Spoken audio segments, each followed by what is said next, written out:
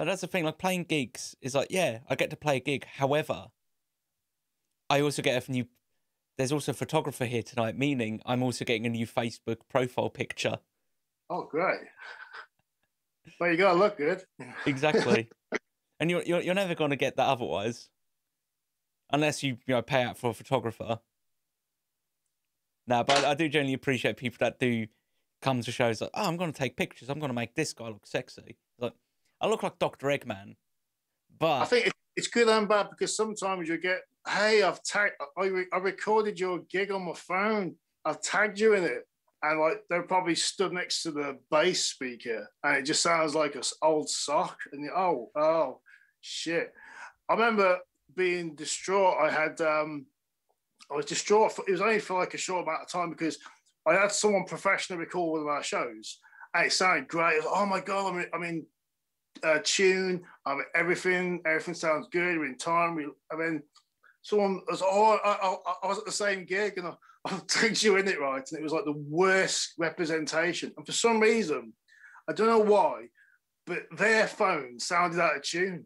It's really, I think it just overloads it. I think because the bass tends to be so heavy at gigs, it just overloads the actual microphone. So it just sounds... just stood by the bass speaker all the way through the gig. I'm like, thanks. Yeah, we've done a really good job tonight. And you've just made it sound like we're just pissing in the wind here. No, we all know we're musicians and we like to make excuses for our performances. So it's like, no, you've got a shit phone. I didn't do shit. I'm amazing. It's your phone that shit. It's like really like top fucking filmmakers doing it. They're just, oh, it's all right. Someone's dad's done it for us. Don't worry about it. Yeah. But yeah, before we keep going, welcome to another episode of the Mesmerise podcast. We have Nick Townsend from the band Week 13. How you doing, my dude? That's cool. I'll ask if I can make it Nick J. Townsend because there's a footballer called Nick Townsend. And if I don't use the J, I get a lot of soccer fans asking me about their team. And I couldn't give a shit because I'm not really interested in what he does. I mean, me neither. I get people who keep saying, "Oh, yeah, this is football. It's great." I'm like, oh no, not another football post. Like I know when the football's on. Well into soccer, but that's good for them. But like, I couldn't tell you fucking anything about soccer. I think last time I followed it was like when I was 12, and that's kind of it. Like in and out, I've kind of watched matches. Like, okay, that's fine. Yeah, I don't need to watch football again. I'm done. I don't care. I went to one football match at Wembley Stadium and I dressed like, it was my first time at a football match. It was Wembley. It was Kidderminster Harriers. I've been told they're one of the worst teams ever, but they're from my hometown. So we were playing at Wembley. I was like, oh, great. And I was working in a factory at the time. This is years ago. So I thought, well, our team's red. So I wore a red beret. I painted my face red and black because I thought that's what terrorists look like. Red armored T-shirt and stuff. I had red and black combat sort of bottoms. I must have looked like Che Guevara's worst nightmare. And I was just there going, yeah, is this right? Yeah. So right at the front. And I think the Sky camera picked us up a few times. But like, they lost. I was like, why isn't everyone getting as excited as I am? Because we're doing really badly, apparently. So there's just this looks like a mad communist in the front of the stadium that's getting really excited. And the rest of them are just like this. Yeah, for 2 hours. Yeah, I thought, well, have some fun. Come on. Like a good 1,000 people there. Like, imagine being on that field. You feel that. You fucking feel these people. Just like, I hope you trip. I hope you break your fucking ankle. We live in our hometown, you see. So we're going back home. There's going to be words. You could just hear them all like slagging each other off. I'm not into football, but I respect people that are, if it's their thing. Everyone has their own thing. People like what they like. It's just not my thing. You know a lot of musicians, don't you, right? I know a fair few. And there's always one of them. They always have this genius idea that, I'm gonna write the England anthem, right? And they think of this 2 weeks before their team's going to play. And you just kind of think, have I actually thought this through? Yeah, we're going to do a music video. We're going to go in the studio, record a tune. And it's like 3 days until England play. And like they get in some local newspaper, like local musician wants to get in the top 10 for a football song. You know, be lucky if they get to that top 1,000. And I just think it's like anything. It's like there's a friend of mine messaged me December 21st saying, I've written a Christmas song. Could you film a music video for me? Because I do a bit of filmmaking as well. Okay. And I was like, it's December 21st. It's Christmas in about 4 days' time. You know what I mean? Have you thought this through? And then we're going to release it on Christmas Eve. I was like, you don't do it then. You spend a month promoting it. Yeah, I mean, fair play. No one heard it. Yeah. Of course, like if he would have done that, that would have been, to be honest, big ups, like big respect if he would have managed to do that. But there's no way it's going to happen. I mean, you've even had that "Cunt in the Gang" song. Was it Boris Johnson is a cunt? And that did so fucking well. It is so well. Like I don't follow the group as much as I feel like I should, but he's come out of retirement for that particular song. It's like, that's great. Yeah, I thought that was a really cool campaign they had going there. Yeah, it's great marketing. Like I think they managed to get like 200 million plays on Spotify alone. That's not purchases. That's not other platforms. That's not anything else. That's Spotify. So that's a few grand. But the media picked it up, and I thought it was really cool what they did. But it's like anything, they didn't do that like the week before. You know what I mean? A few days before. We didn't leave it to the last minute. There's a build-up. I think a lot of musicians are listening, have some great ideas, but I think they rushed them. Like the friend of mine that was doing the Christmas song wanted to release it 2 or 3 days before Christmas. What they should have done is spent 6 months making that the best for the following year. Yeah. But people can't wait because they get impatient and I've taken Instagram now. Yeah, so it's got to happen. It's like, why? If this means so much to you, just give your tune a bit of respect, give your idea, let it grow, and don't take forever.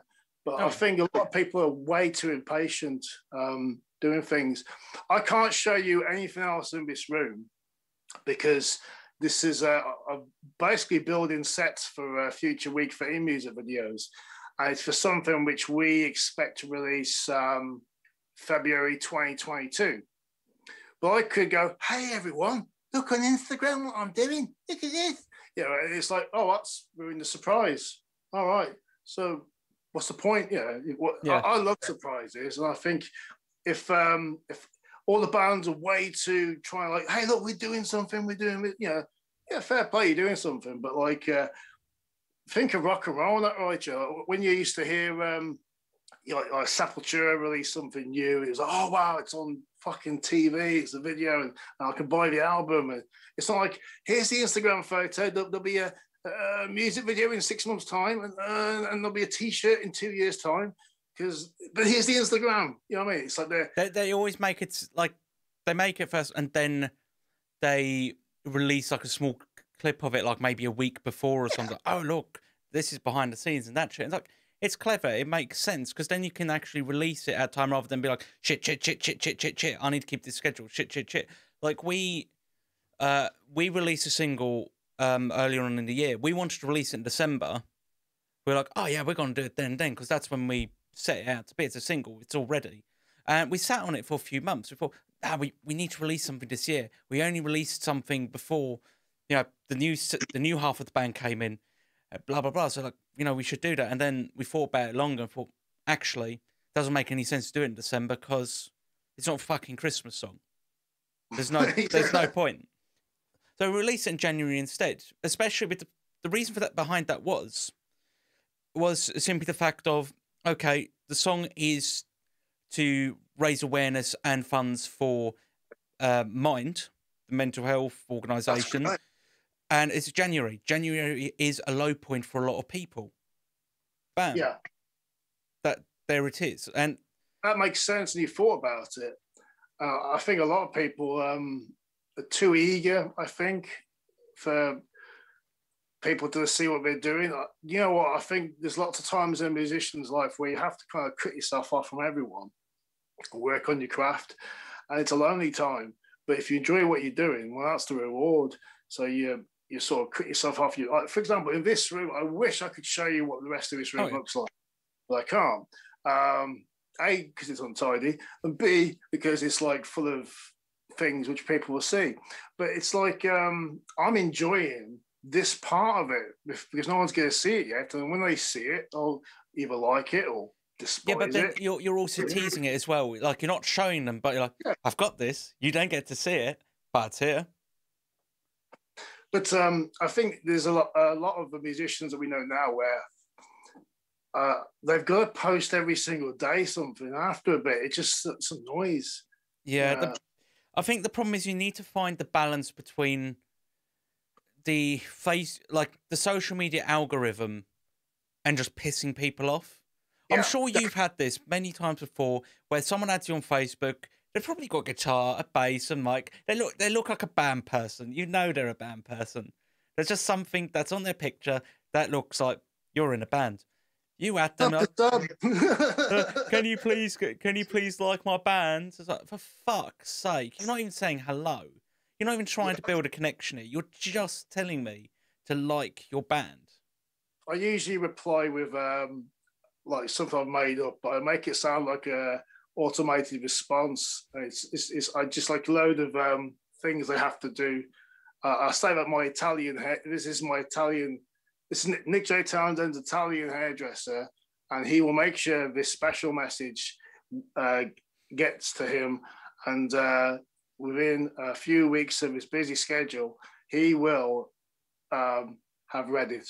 Oh, I don't even promise a reply, because which you know, I have to work both sides. I'm in a band, but I've also been a kind of journalist. I was a CD reviewer and a column writer for a magazine for 12 years, and because this has been broadcast during, for me, the third lockdown. And by the first lockdown, it was pretty obvious that a magazine which I wrote for, which was a gig guide magazine, which had been going for 25 years, wasn't going to survive lockdown. It's impossible, because if there's no gigs and it's a gig guide, and the magazine was available in most venues, so the readership will not be there. I had to basically I had to do my last column in April. It ended up becoming online because it was a printed magazine. But I still get messages like that saying, "Oh, can you review my band and stuff and everything?" I'm like, the magazine stopped a year ago. It was like, you're a big fan of this mag, yeah? Like, no, but that's the thing. I'm guessing those are generally like PR people or managers and so on, that you know they've not sent this directly to you. You know that you're part of this massive mailing list. Yeah, I do and don't get it. It's a point of, like, there's no point of you sending out all these emails that make absolutely no sense for that particular person. Like, I get emails from certain people. I'm not going to mention names, of course, because I'm not that much of an arsehole. But there's can you please play our music on your podcast? Like, that's not the kind of podcast I have. I like my stuff not being demonetized because you guys don't fucking whitelist your music. Even when I've gone over it with you, you're not going to whitelist your music. Because no, I'm not going to play your music on my stream. People have Spotify. People have YouTube. I put the links to your music in the Podbean, Spotify. I directed this, so you have full permission to use any imagery. That's fine. No, you see, imagery's fine. It's audio that's the problem. Because everyone's getting the fucking DMCA strikes. Because, oh no, you're not allowed to play any music. It's like, I'm not making money from it. It's clear I'm not making money from your music. Yeah, but you can't play it. Musicians aren't making enough money. It's like, no, labels aren't making enough money. If it was just musicians, they wouldn't give a shit.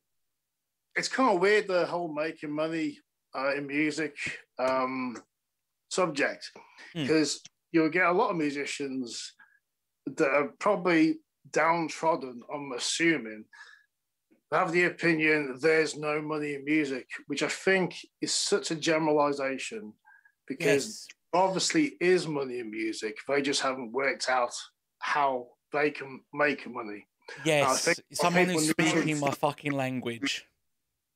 it's like, I hate it when people go, oh, everyone knows that. Well, everyone that knows what you know it, but I don't. Oh, yeah, but everyone knows that. Well, look, I'm fucking telling you, I don't know it. So unless you start telling me, I ain't going to fucking know it. And it's like when people say, oh, there's no money in music, I think, well, let's just start off with that kind of statement. By not making money in music, first of all, there's an industry. Whether people like it or not, there is an industry.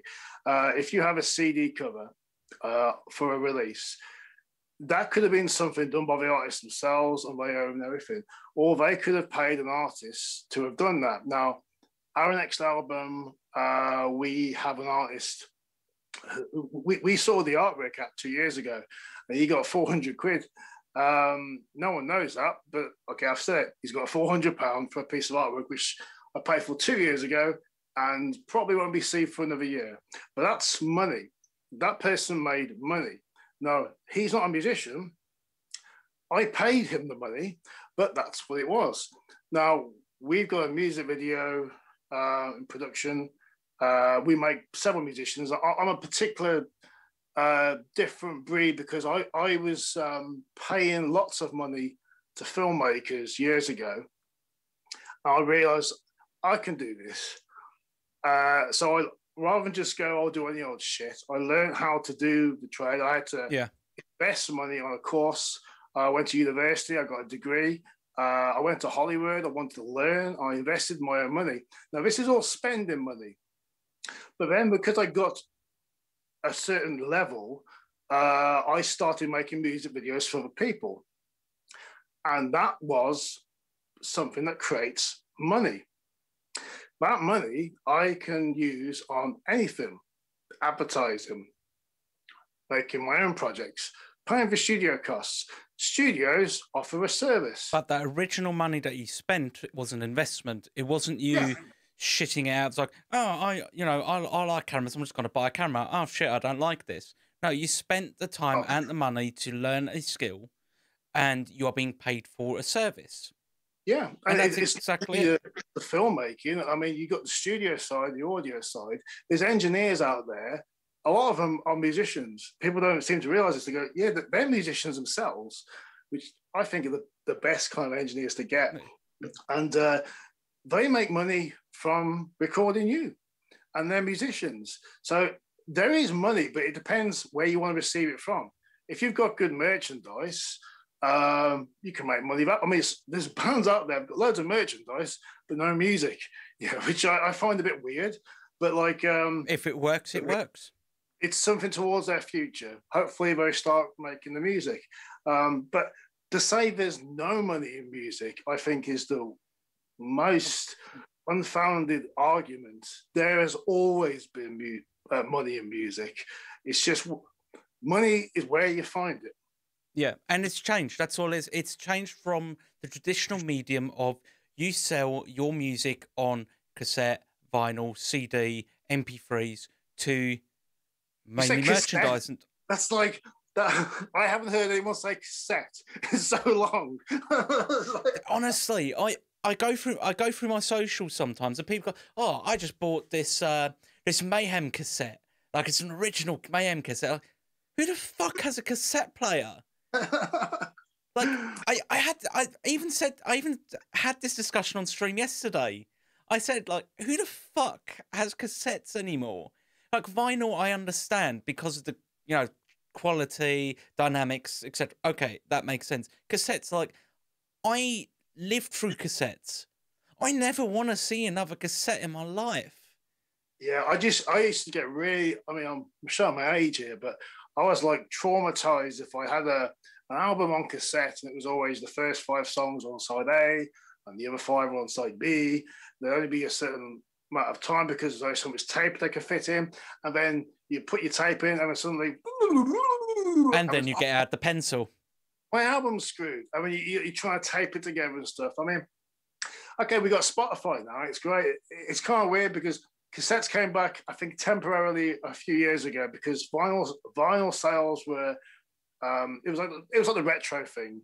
Vinyl became the in thing to do. A lot of hipsters were into that, and God bless them. I've got 2 vinyl players, right? I haven't even set them up yet.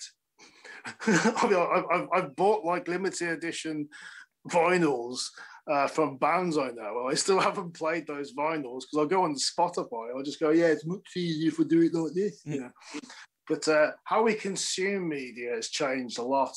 I think that the politics of why Spotify only pays so much has made musicians think that there is no economy, that there is no monetary system. And like some people say, but their income is gone now because of the live venues going. I mean, you get some people go, well, we never got paid for gigs. I go, okay, I understand that. But like I say, from my own band's experience, we only usually do paid gigs. Yeah. We don't get as much, or we set them up ourselves and we invest. Yeah. Because it's one of those things. And you have a ticket sales, and you have that, and you can sell merchandise. For some people, because that part of their career is now kind of non-existent, if you look at the current world situation. But then you got to go, well, if you're only reliant on that, then your business plan isn't good. Because it's like bands that are like they tour 6 months of the year and they don't do anything for another 6 months. It makes no sense. There's plenty of people in bands that have a side business, like photography, like with yourself, film. Like as an example, you could be in a position like, okay, I'm making all this, I'm making a good living, touring for 6 months straight, blah blah blah. Okay, I'm not doing music. You're still doing music, besides things, but I was like, okay, I haven't quite got the same income as I do touring. What do?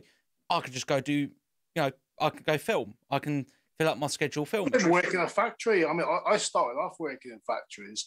I'm fortunate now because I've learned to work in places which kind of surround me with music. So I film music videos, that makes an income. But I work in rehearsal room studios. And to some people, oh, wow, you work in rehearsal room studios. I bet you rehearse and play metal all the time. No, I'm like a glorified caretaker, basically. Yeah. I'm the guy that empties the bins. But you know what?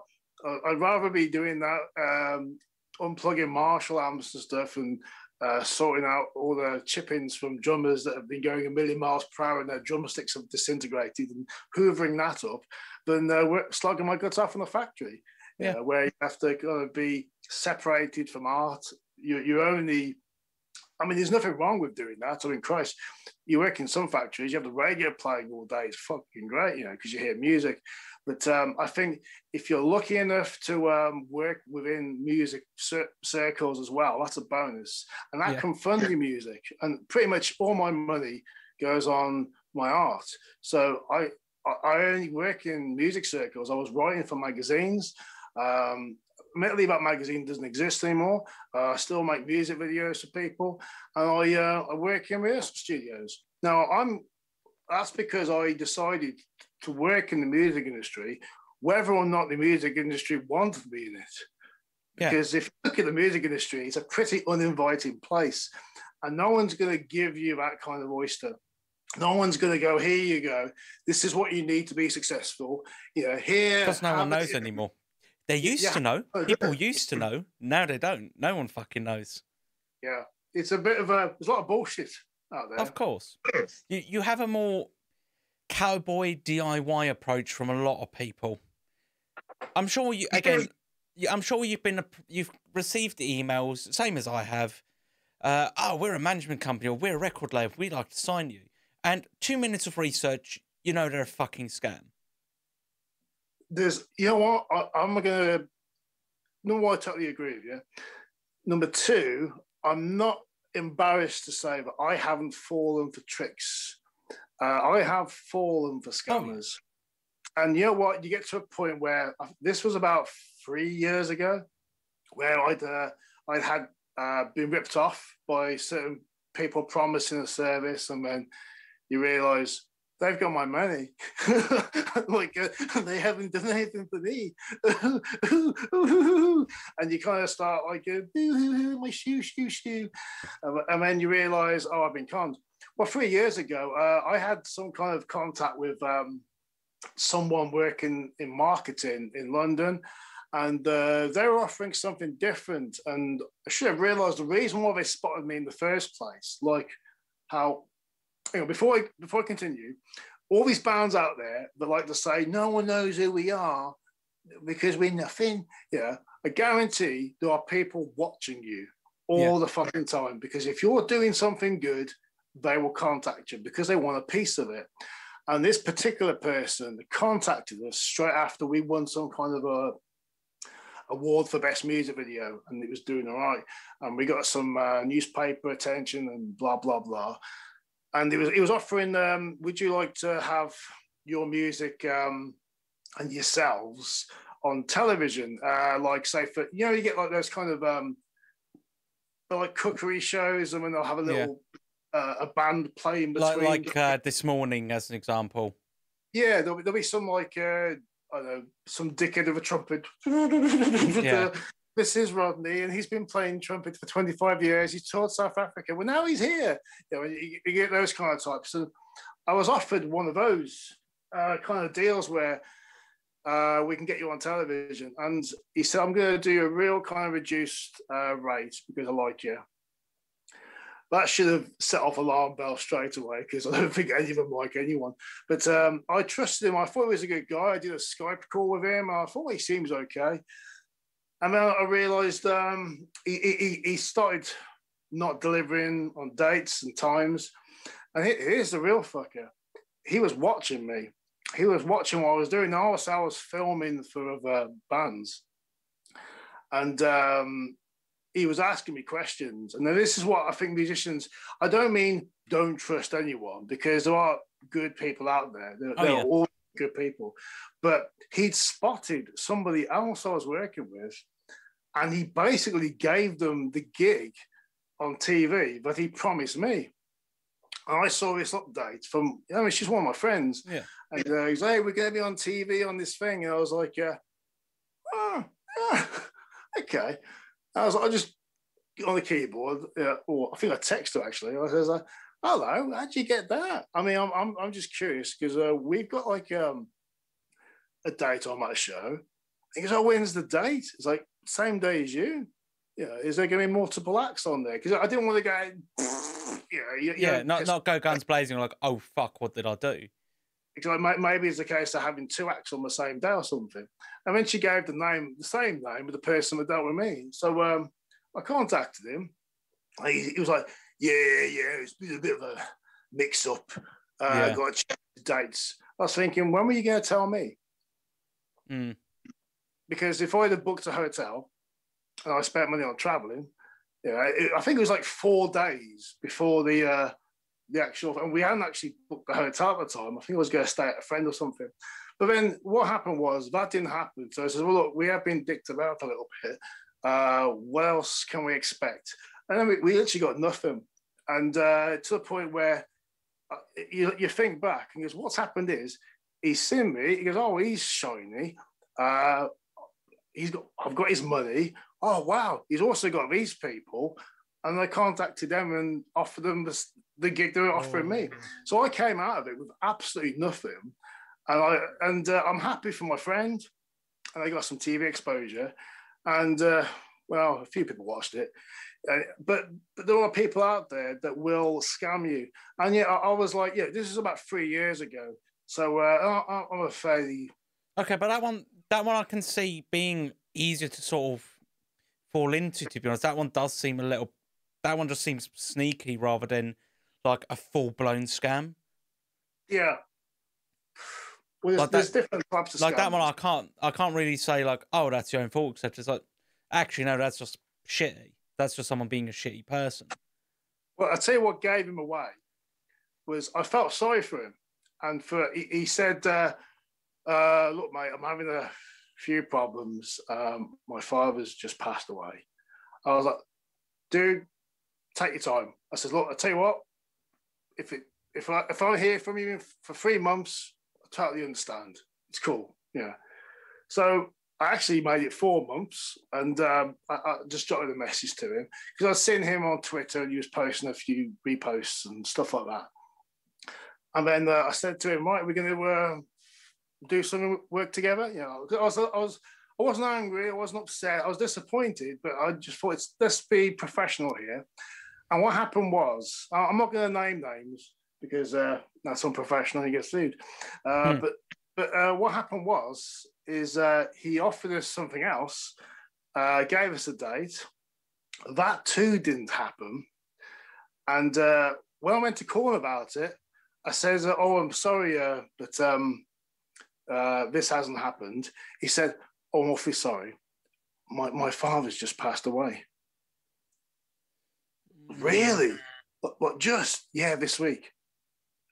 All right. I mean, how many dads have you got? I was thinking, because the one from 4 months ago, he must have meant something to you. So losing a dad twice, that's in the same year. I mean, that's pretty fucking devastating if that were true. Yeah, but he must have been absolutely obliterated. Yeah. I hate that people use that as a genuine excuse. Like, oh, a parent dies. Like, don't fuck about like that. Don't be that asshole. You know, I even hate that excuse more now because I am bringing this up. Last year, the end of last year, my father died in real life, and it was gut wrenching. And the fact that was once used as an excuse by somebody else just for something like, you know, some financial arrangement and just like throwing it out there, I thought, man, that guy was low, because I would never disrespect my father like that.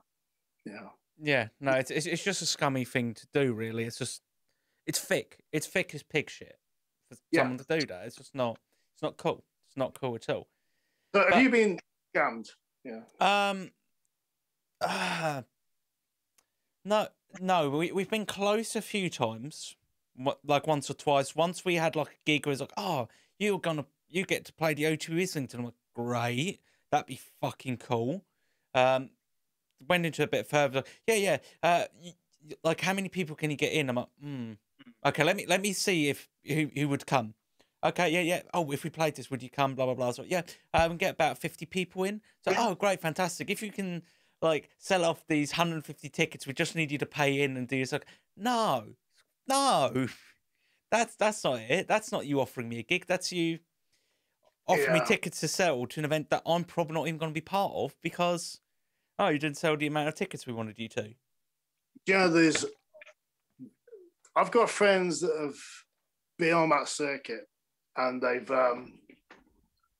sold the 50 tickets and they get the opening slot. Christ, I went to one of my friends, I shouldn't laugh at this. I went to one of my friends and my friend's bands. I'm not going to mention his band name because it might be embarrassing. But it was like, yeah, we're going to support this big band. And they were like 5 bands away from the headliner. And they were first on. And I got there, I always get there early at gigs. I'm usually one of the first ever. When I got there this time thinking, oh, I'm early, there was a massive queue. And it was taking ages for the queue to sort of go into the building.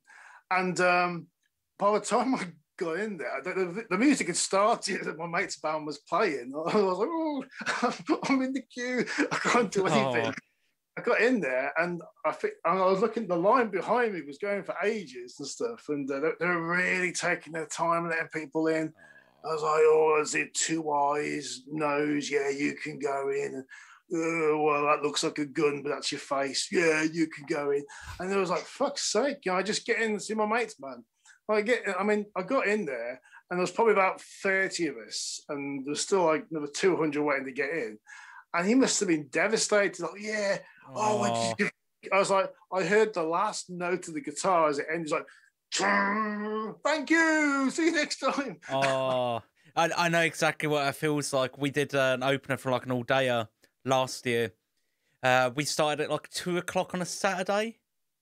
Oh, almost no one there. Then like about 4, 5 o'clock, full. Like the whole place was packed. Like, fuck. Like when You end we're in up new going- bands and we can really say like we've got weight to throw around. It's like, oh, thank you for the gig. That's great. it's a really weird thing when you're in that kind of situation. And I've been there before, where like you've been low on the bill and the headline band's on, and you're there like, oh, this is great. Yeah, I was there. Who are you? Fuck off. I was playing. I was playing it with them. Well, about 5 hours ago, and yeah, it's all right. But that's the thing that like as disappointing as that was to a degree. Like some people really dug it, so that was cool. Is we were the first ones there, we were the last ones to leave. I stayed there all day, on the merch table, watching all the bands. There from, was it like 12 o'clock in the afternoon to 12 o'clock at night. And I'm proud. I'm proud of that. I genuinely am. I think everyone needs to experience that, because if you don't experience that, you don't get it. And like I've been there where I've, like you said, first come, first to leave, and you may not get hardly anyone there, but you're even part of the event. But I think you need that to learn from it. And I say what you can learn. I mean, you can say, well, get on the better slot maybe, but I think after a while you just kind of go, well, you know what? To be fair, to be fair, on the event organizer, they did want us on a higher bill. However, one of the members at the time already had something booked, and it's like, oh, I can only do this slot. We're like, okay, we do the opening slot then. As long as we're in there, we're fine. But I was still like, fuck's sake, we could have played later. We could have played to a bigger crowd. But you win some, you lose some. Shit happens. Get somewhere. If a promoter goes, you know what, fair play to them. They went on first. They could have gone seventh or something, and they were the bigger men at the end of it. And I think promoters do respect the bands that work hard, but have to go through all that. Oh, yeah. I'm at the age now where I'm not saying above, because that sounds a bit snobbish, but I've done all the Battle of the Bands.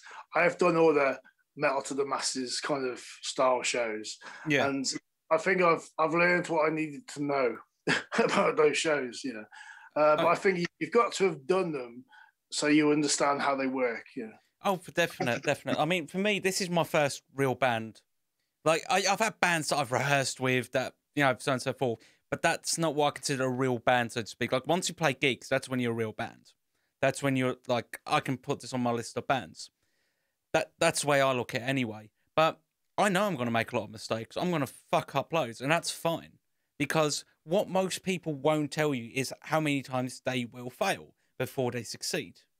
That is like the one thing that doesn't get talked about enough. So, God, these people, oh, they're successful, done so well. Yeah, they don't tell you how many times they fucked up before they got there. Yeah, I mean, there's big bands out there where if they were as open as you'd expect them to be, they'd reveal a lot of mistakes.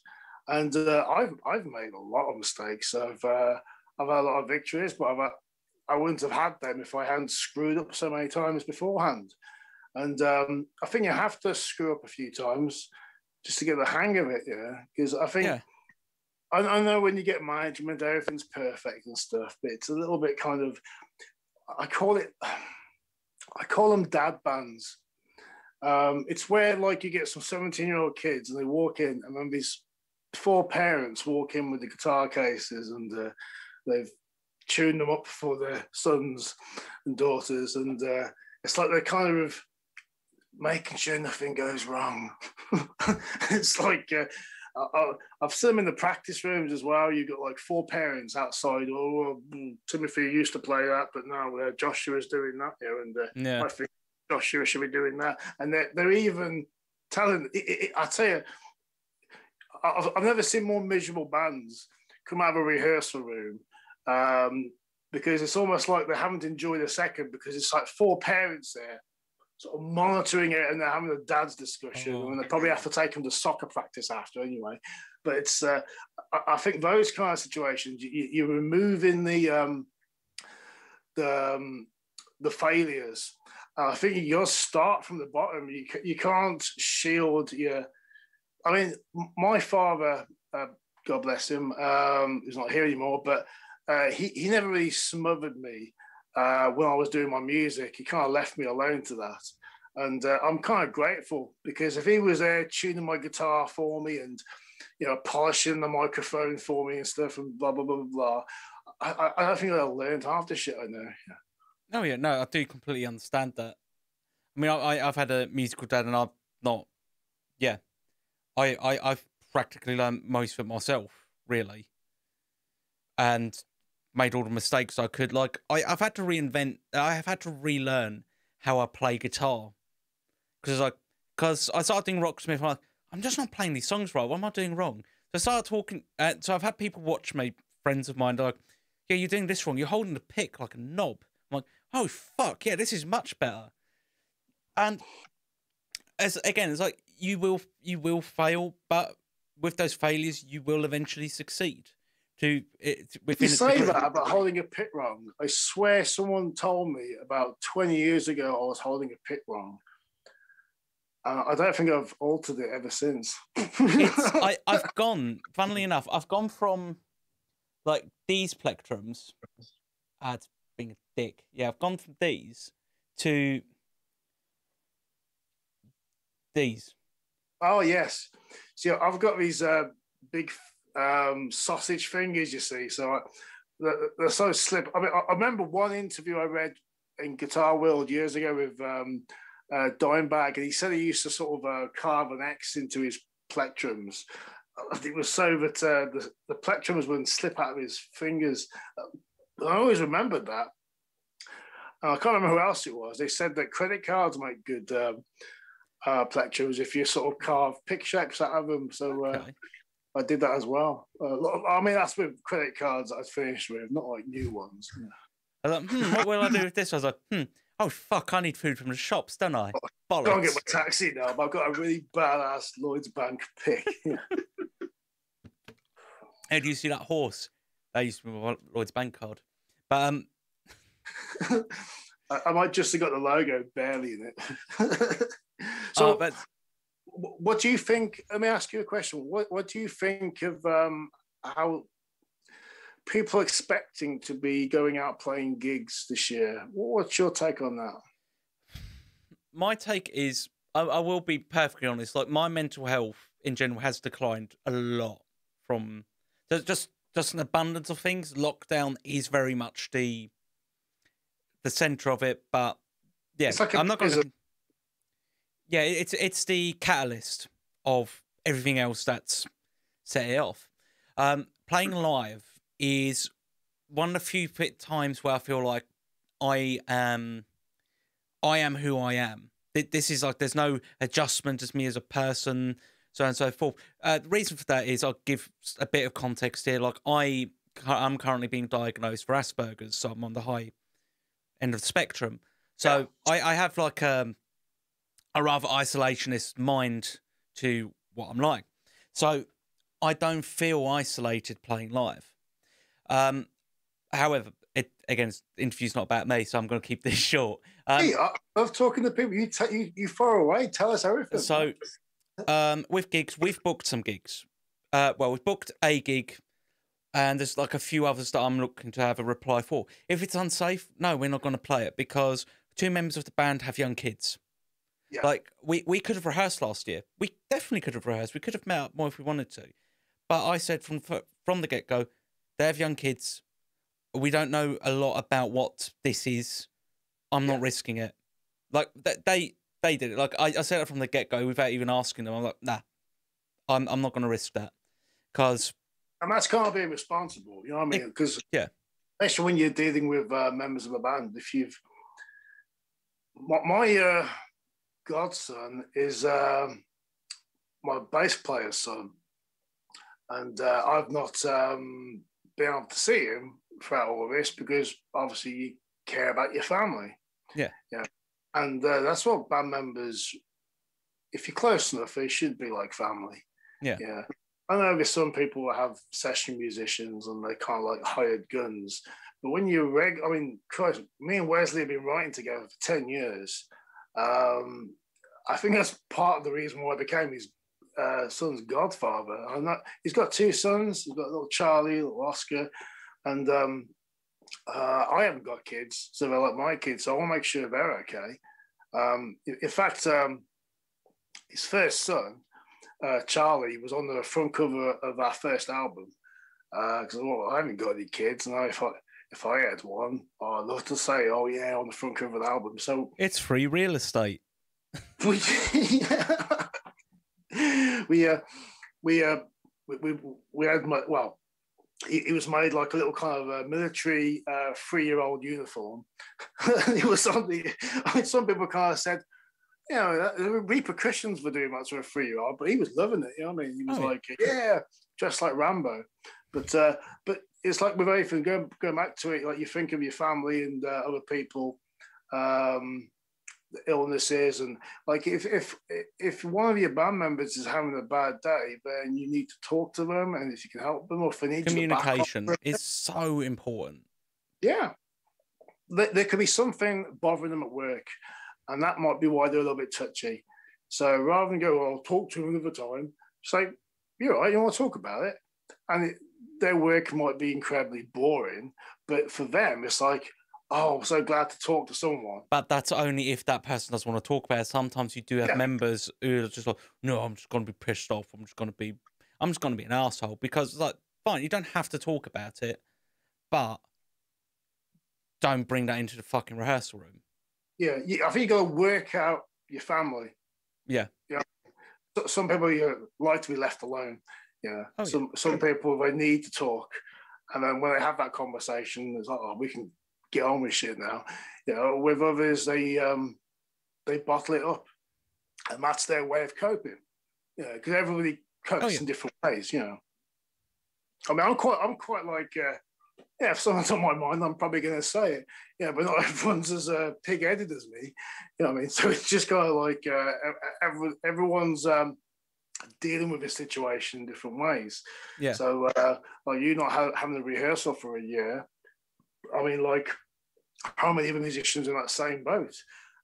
So we have to kind of adapt any way we can, really. No, I completely understand that. I just called the conversation. No, that's fine. But answering your previous question about the whole, you know, what do I think of it? I think the vaccine is being, like, if it continues being distributed like it is, I think we are. I like to be optimistic and think we could actually potentially do these gigs, see these shows that we've booked and been wanting to see for so fucking long. Yeah. If it doesn't happen, it just doesn't happen. Simple as. I think it's just a case of, I think people will have to wait longer than they think, but it will happen. Yeah. I know a lot of people were saying to me, like last March, we had shows in June. Me and Wesley, the main songwriters of We Fiend, and we kind of said, you know what, we're going to have a 2-year plan. And we planned for 2 years just in case, because we were reading the signs. Sometimes you have to read the room. Yeah. And the room was saying to us, a lot of people had an opinion on this, but didn't know enough about it for it to be informed. So we just kind of said, right, let's plan for 2 years just in case. So this is our first year. Now we'll be into our second year, which is why I can't show you the rest of the room because it's all top secret. But we had promoters as far as end of May last year saying, well, we don't know. But we're kind of going, well, if you don't know now, how the hell are you going to get people to come to this gig? So everything needs to take time. And even if everyone says June 21st, because that's the date a lot of people have got in their minds, June 21st, all the doors are full open, we'll all come out there. One thing to bear in mind is a lot of bands haven't rehearsed for a year. Yeah. And they're going to need time to know themselves again. Oh, yeah, for sure. Like, we're fortunate in the sense that we're an industrial band. And we play to a click. Like, our drum plays to a click. We've got backing tracks. We've got a record instrumentally done. I still need to do vocals this weekend, and that's it. Then we're done. We've got a whole set list or two that we Hey, can just simply practice at plug your home. song, yeah. Plug your song, yeah. I'll plug the EP once it comes out. We originally wanted to do an album, then it's like, actually, this is gonna be 3 EPs. Fuck it. But anyway, besides that, yeah, we've like one thing that I've wanted to do for ages is a photo shoot. Just not been able to do a photo shoot. Previous band members, big problem trying to get that done. This time round, we literally inducted the guitarist into the band 3 days before lockdown. So we've got no band photos. I've managed to book band photos and a rehearsal on the same weekend. So I'm like, fuck yeah, this is incredible. I'm so fucking happy we get to do this. Like, even if we can't gig, we have music we can release. We can still see each other to record. Like, we do everything at home anyway. We've got so much fucking material at the moment. You're adapting. And you're thinking, right, what's the best we can do in this situation? I mean, I'm at a stage personally I'm a singer guitarist now, so I can't go into the rehearsal rooms like I want to. So I'm just doing what I can with what I know. So I've got 2 more songs. You got to go and do vocals. I've got 2 more songs left to put vocals on for an album that's taken us 4 years to do, because we're making a double album. I had the stupid idea. No, it's a brilliant idea, but I had this idea of, let's make a double album because it's twice as big. It'll make up for the weight, sort of thing.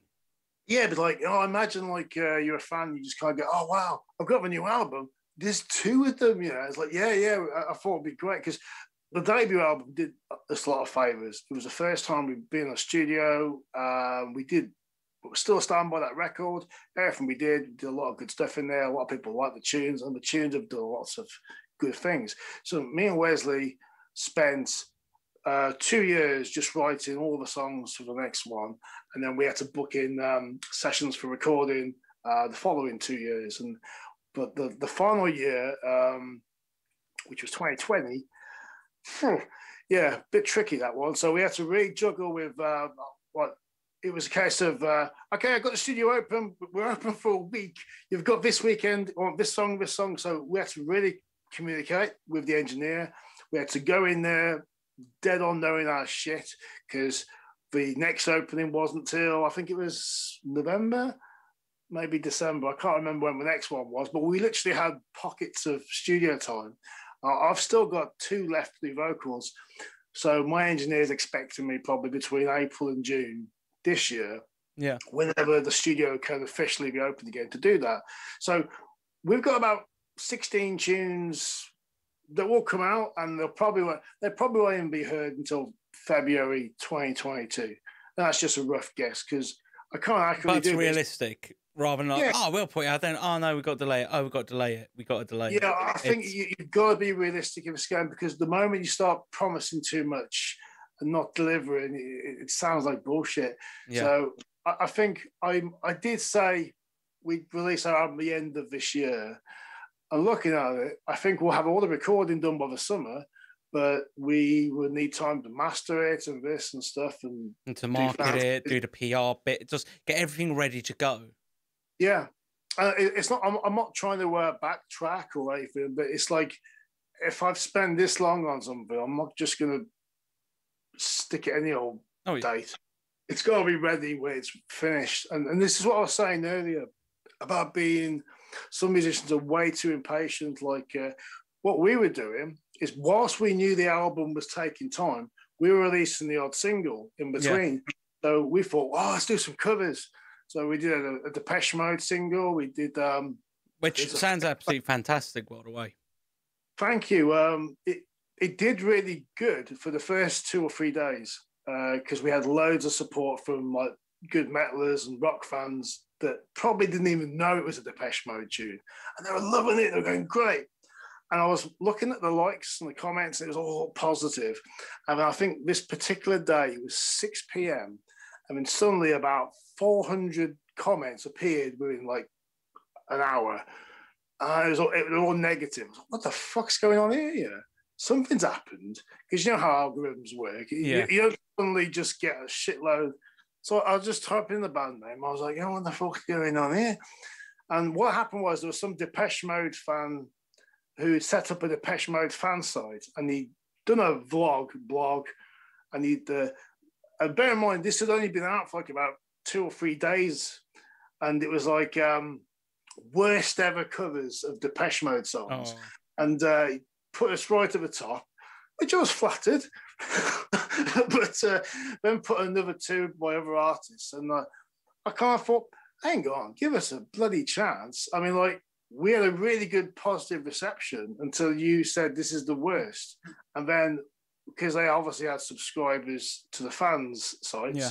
they're like, well, he said so, it must be. So they're obviously, yeah, we're Depeche Mode fans, up there, hammering away at the keyboard so their fingers are bleeding. I mean, I just sort of like messaged the guy. I says, all right, just want to say thanks for including us on your vlog. And he messaged back and he says, I bet you want to murder me, don't you? And I was like, no, I don't want to murder you. I'd just like to understand why when a new cover of a song comes out within 3 days, you have assumed it's the worst ever version. Is that your take on that? Or is that just the universal take? It was like, well, I just wanted clickbait. Yeah.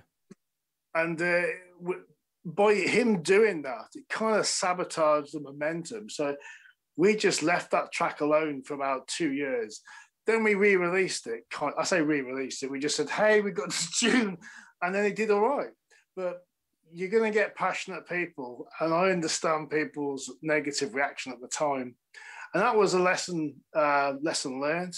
So Well, by knowing we got such a bad reaction from that, I said to Wesley, what if we could do that again, but on our terms? So, I mean, we have done another cover, but there's one we're going to do, and we're going to release it later this year. And we've got one of the most, I'm not going to tell you what the song is. yeah, of course not. No. It's such a respectable musician. I don't just mean like they're a big band, like they're just a respectable musician from like about 50 years ago.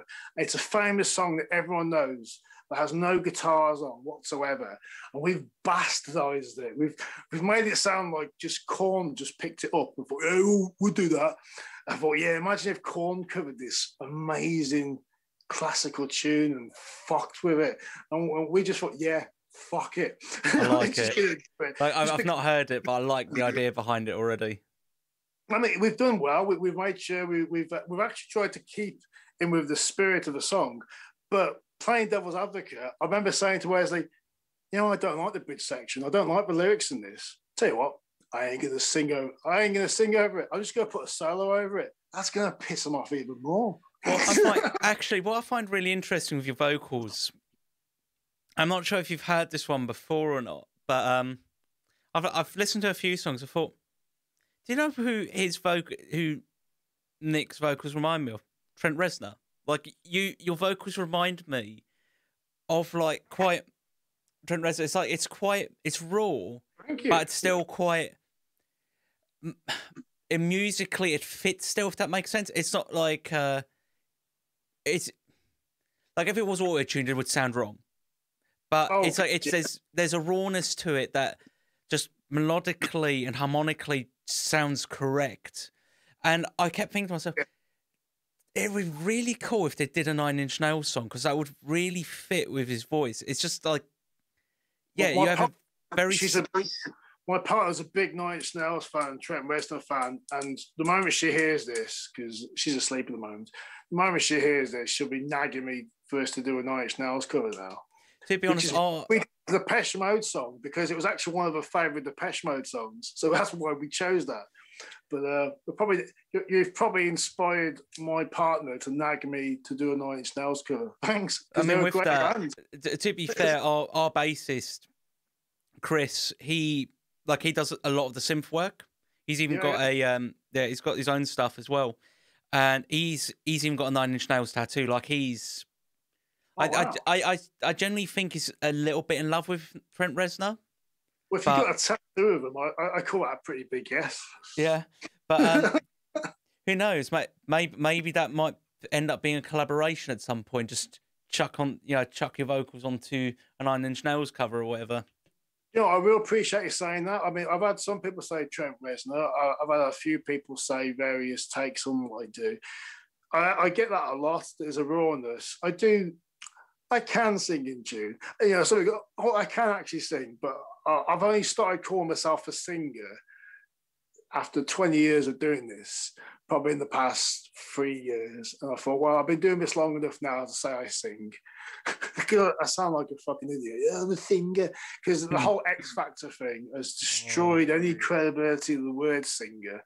Because you're always like armchair experts. Hey, you're not singing with real passion. Yeah, why the fuck are you? Fuck off. Speaking of that, actually, I actually got judged by someone who was on the X Factor at one point. It was a karaoke competition. And I thought, you know what, I'll do it for shits and giggles. And I picked... What did I pick? I picked Personal Jesus by Depeche Mode and the hymn version of Wicked Game. Oh, wow. Just because, like, they're kind of songs that I can sing. Like, you may have seen that we've done the cover of Breed by Nirvana. We had to do it Half Step Down. Just because I've got a weird... I have an odd vocal range. Like, I can't sing a lot of the popular songs. So it just falls into a weird category, like a weird bass baritone hybrid thing. But I think just do your own thing is probably best. As long as you've got passion, it doesn't matter, does it? Exactly. And what pissed me off with it was they did the whole voice thing, you know. We've got the chair behind. We're not going to look at you. We're going to sound like... And they kept going like, oh, these songs aren't very technical that you picked. It's like, doesn't fucking matter. And it's like, I'm the only one of these cunts that's fucking moving around.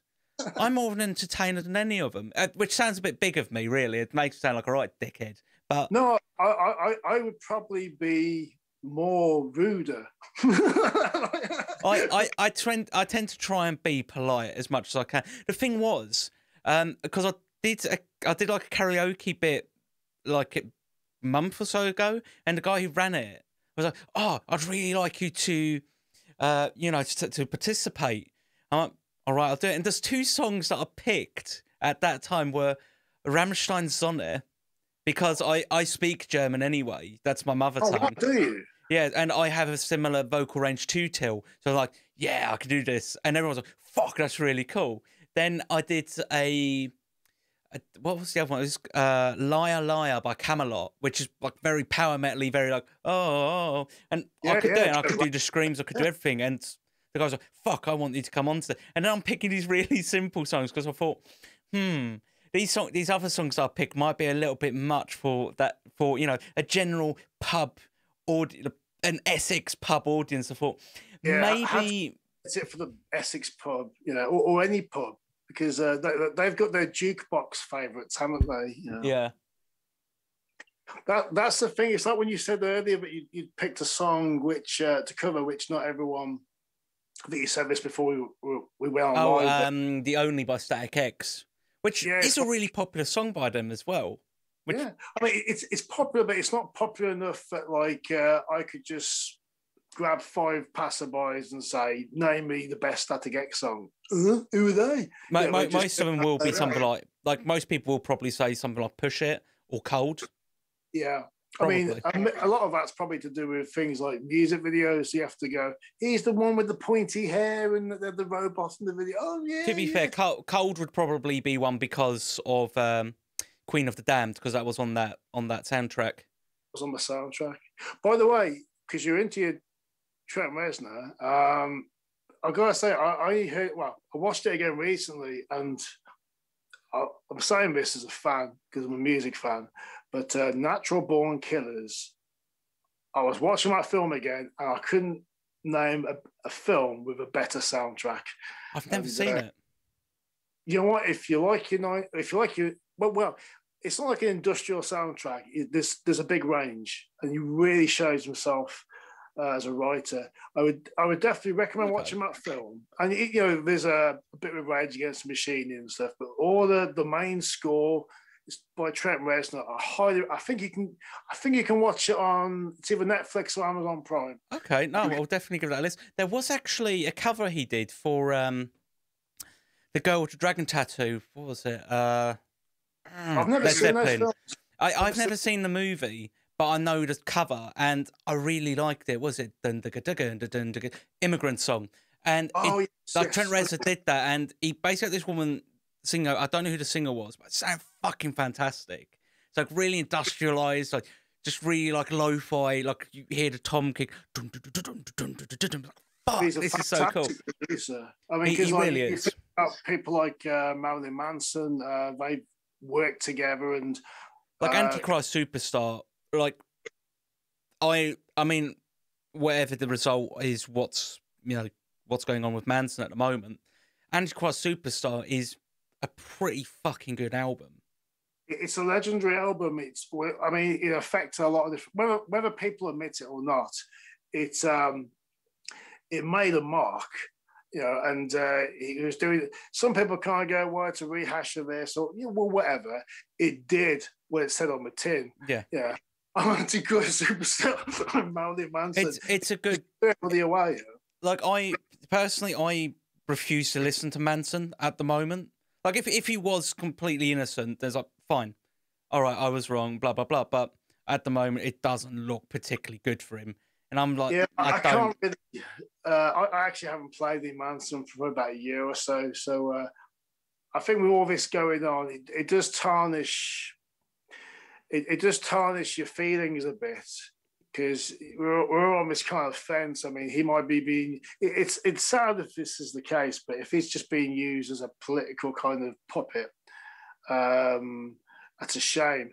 If he's a criminal, that's even worse. Yeah, I mean that's the thing. Like again, something that I will fully put my hands on. I have been in a domestic abuse relationship. I was the target. I hate using the word victim. I absolutely it's like yeah, I just don't like using it. But like seeing that, I'm like, oh, okay, this is a guy whose music I really enjoyed. I quite like that. Like not necessarily on like, oh, I resonate with it. It's just like this is really cool music. Yeah. Now it's like I can't listen. It's like memories, Like I know there's the whole thing of separate the artist from the music, and I think you can do that with a degree. Like someone like Ted Nugent, as an example. It's like okay, he's got this kind of political outview. So all right, fair enough. He's not. He's not like Ian Watkins. Like Ian Watkins is like no, that's like a whole different level. So badly for all those lost prophets that had the tattoos. And I've got to tell you this story because when it blew up, the first drummer I ever had was a guy who's called Luke Johnson. Luke Johnson was the drummer. Well, he was always in 4 or 5 different bands. It was never in one band. Like drummers do. Like drummers aren't ever in one band and 5. Yeah, they sort of piggyback. And one moment he was in 5, he was in 4, he was in 3, then he got to 2. He was all taking these 2 very seriously. And he got to 1. He was with Casey Chaos. He was drumming for them. And they were like, yeah, this is my main project. And then something happened then. And then he goes, I'm the drummer for Lost Prophets. I've made it.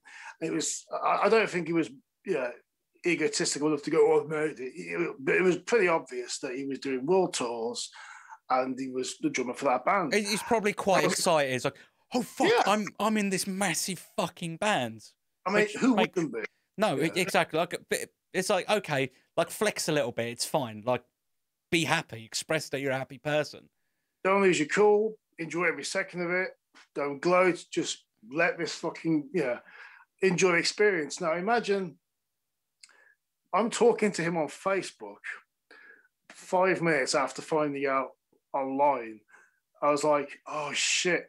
He's getting, because I was seeing pictures from the Sun. And when you see one of your mates in a newspaper for the wrong reasons, because he was just in a band photo, I mean, all this shit's going on about Ian Watkins and stuff. And I was like, shit me. And I was just checking. It sounds a bit bad. I was just checking, is he still on my friends list? Because he might remove me. And there he was. I sent him a message on Facebook and he was like on Messenger. It was like, Luke, I hope you're right. I don't like seeing you in this situation. I'm just, I hope you're okay. I didn't even expect him to reply to it because That's more sort of like if he sees it, he sees it. If he doesn't, he doesn't. But I just want to make sure he's okay. He had probably other shit to think about. And fair fucking play to him. He replies straight away. He goes, yeah, what we're going to do, we're going to have, we don't agree, we didn't know anything about this, and we're going to put some kind of announcement on the Lost Prophets Facebook page. Well, and he hadn't seen me for a while, so he was being nice and polite. Yeah, that was fair enough of him to give him that time during a very emotional time. Well, I checked the Lost Prophets Facebook page just to see when the announcement happened. I think the Facebook page for that band was destroyed about an hour later because it was flooded with hate. I mean, I've never seen anything like it. It was like this, that. And then I think they just cancelled it, deleted the account because they couldn't cope with it. The band members had separated themselves from it. We're doing a universal message to everyone to explain where their position was. But no, the hate train came in. And I felt good for him because, I mean, he worked his way up all the way through to get to the big band. And then that happened to him. I really felt for him. And you know, he still does a lot of stuff in music. I mean, he's like... he's been working around Los Angeles, and he's obviously got friends in the industry, but man, what a thing not to put on your CV. Yeah. I mean, that's the thing. I don't feel bad for Ian Watkins in any capacity. Like I have, like I'm quite a chill person, but I have pure hatred towards that. Yeah, but, it's disgusting. It's totally disgusting. I can read a lot of different things. It's the one article that I've ever read that I felt like I feel physically sick reading this.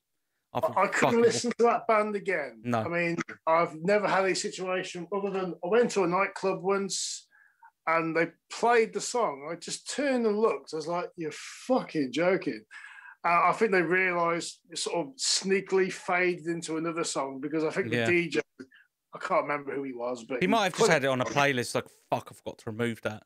Yeah, but, I feel bad for the band members. I genuinely do, because it's not even them being like, oh, we're, you know, Lost Prophets isn't a thing anymore. Like, that's gone.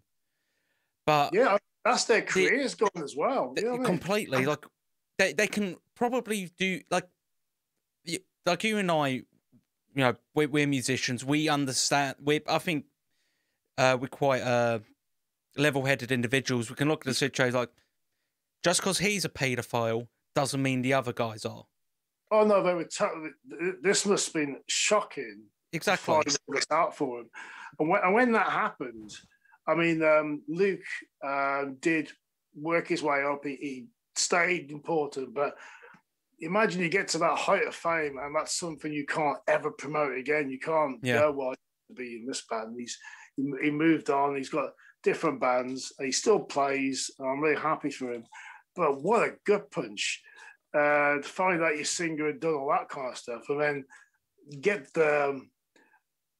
your entire career like disintegrated. You know, it's not even a case of someone's going out of their way to tarnish your career or anything like that. It's just some guy being an absolute arsehole and you happen to be attached to him. And that kind of shit happens. Association. Yeah. That must have, I mean, because we did mention Manson, and like, obviously he's in press now. I don't know enough about Marilyn Manson to say what's happening, but I'd hate for this to be something that wasn't serious, and this was just a publicity stunt or a media kind of hate campaign fueled by nothing. And I hope it's real, because you don't hope that someone's been hurt in a domestic violence case. You know what I mean? It's very harsh because you have memories of the music. Yeah. Oh, yeah. No, I do completely agree with you. The thing is, though, with people in that kind of position, if you do manage to work in that kind of industry, in the media industry, you're most likely not going to have a position where you're facing the public, so to speak. You're going to have something where you're just doing stuff behind the scenes, because association, you can't really do that. People just be like, oh, it's that guy from so and so, which I find quite interesting in some points, because like you look at something like Lost Prophets, like okay, singer is this, but then you've got, we go back to Static X, the guitarist went to prison for it. Oh God, yeah. What's his name? I can't remember now. I don't remember, but I know Wayne hated him. Like he full on hated him. Wouldn't you? I mean, oh yeah, I fucking would. A lot for that. The thing that's hilarious, the thing that I find funny with that is, it's not the singer, it's not the frontman. If it's a frontman, it's the biggest fucking thing. If it's anyone else, it's kind of public opinion. Kind of isn't as important, if that makes sense.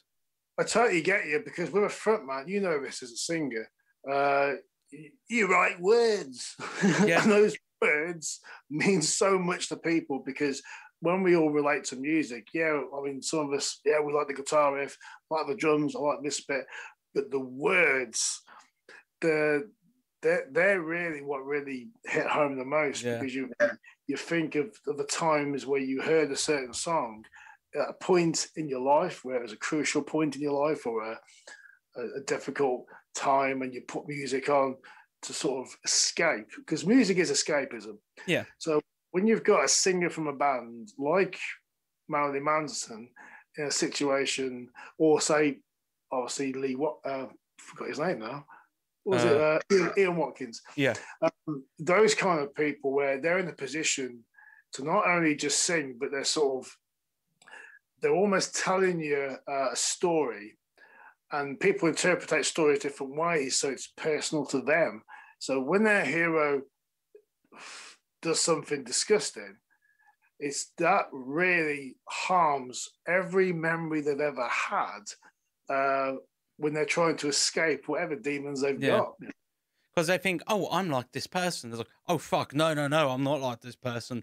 It's like another one that I saw not too long ago was an ex-guitarist of Black Label Society. Of course, it's Zakk Wylde's band. Like, everyone in that band that isn't Zakk is a hired gun, essentially. I think he does let them write to a degree, but it's Zack's band, really. Yeah. But yeah, like he got caught out because he was like a guitar teacher, and I think he was doing stuff with students, something dumb like that. It's like, okay, so it's only singers that this affects, which is bullshit. It's like going on to another note of singers doing shitty things. It's like the guy from As I Lay Dying, similar basis. He tried to hire someone to get his wife killed, but the hitman he tried to hire was an undercover cop. They're the worst people to take.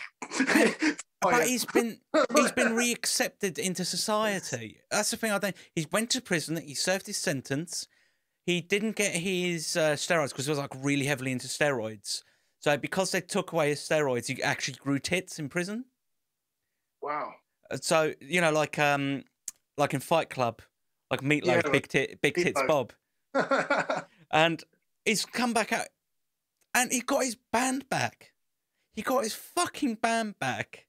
And he's got a career out of it. It's like, what the fuck is going on?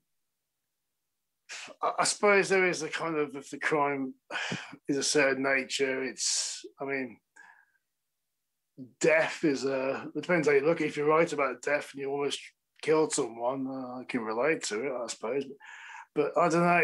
It's such a fucking horrible field of landmines just to sort of get back a career going after a crime. I mean, I'm thankful I haven't committed any murders. I haven't done anything horrible, but like Christ, to try and like forge a career after that and being on display like a fucking, like a doll, and go, yep, here I am. I stand by what I've said, what I've done.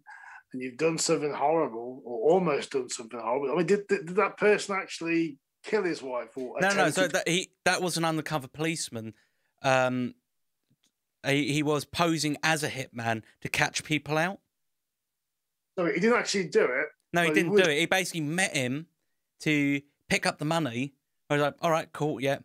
By the way, you're nicked, mate. I mean, Like, you never fuck. trust him again, really, would you? No, I mean, you wouldn't. Like, the thing is, the guy's clever. Like, he's one of those people, like, you look at him, like, you know he's a clever person. And he wrote up an apology. He's done. He still apologizes still. And you're like, this is really well worded, and it does actually make sense. But like, I don't trust you. Like, I wouldn't let you near a person alone. huh? Yeah. Here's my apology. Sorry about the fake tits I've got now, but like, I will never try and kill you again. Yeah. I mean, thank goodness he was stopped by the undercover police officer. Yeah. So, because he kept saying like, "Oh, I regret, trying to do this." Like, no, you regret being caught. That's the end of it. You don't regret trying to have done it. You'll regret being caught. Yeah, I think that's his own main regret. People know about his secret, but I mean, thankfully, you and me haven't got to have those situations happen, and we can just like make music. Yeah. Oh yeah. But what are you working on at the moment? Yeah. Oh, what? As in writing, listening. Well, let's start with writing. You know, what are you writing? So the first EP EP number 1 out of the trilogy is written. I just need to do some vocals. The reason vocals are taking so long is because I wanted to incorporate screams, a bit like what Trivium do. Yes. Like quite like yeah. Just... You say what Trivium do? What part of their career? Because at one point they were Metallica and they change. I would say in Waves era, Trivium, like raw, that kind of stuff. And I put myself into a routine where I'm practicing vocals. I'm at least doing warm-ups every day, and that then builds it up. However, so that in itself is being done at the moment. The next record is going to be more electronic based. So I've been listening to a lot of Agrotech, a lot of Nine Inch Nails, a lot of the stuff that I grew up with, like Scooter, a lot of like the Euro techno trash, as people like to call it. So it's like, yes, that's... You're very electric then for the next EP, yeah? Yeah, next EP is going to... So the way we've got it is industrial gothic, electronics, like industrial, like just more electronic elements into it. And then the next one is just going to be more raw, more nu metal orientated, sort of like... There's a song that we have that has a very hip-hop beat to it, but it works. It's really like raw, proper, just ballsy as fuck. Hip-hop's one of those things where some people kind of dismiss it. But I mean, some of my favorite metal tunes, I mean, if I say Korn, I mean, there is so much... I don't mean the ones where there's a crossover with Fred Durst, yeah? I mean that you listen to how the drummer, the drummer for the first 4 albums, the amount of rhythms which were straight nicked from a hip hop. To be honest, I say hip hop. If you actually look at hip hop itself, hip hop was samples from 1970s jazz drummers, and they just got the really cool snares bit from every Clint Eastwood film. That had a really cool bit where he's chasing the villain, and the bits of the snare, and they'd sample that and they do that.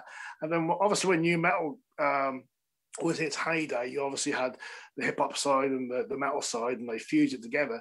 But you listen to say like Korn, I mean, his drumming, there's so much hip hop elements that you wouldn't actually say, oh, that's a hip hop thing. It's just good metal. The songs that were in your face back then, but like hip hop, if you forget all the cheesy hip hop, there's so much you can do in the metal world with hip hop. If you go back to hip hop's roots, because they were the best drummers back then in the 70s. There was a name for a certain. There was a drummer. He was on almost every 70s cop soundtrack. I can't remember his name, but it was Buddy something. Do you know what? Buddy Rich? I don't want to insult his name in case I've got the wrong person in my head, but I would say to any drummer that's a metal drummer, listen to that guy, whoever he is. He's on all the cop thrillers in the 70s.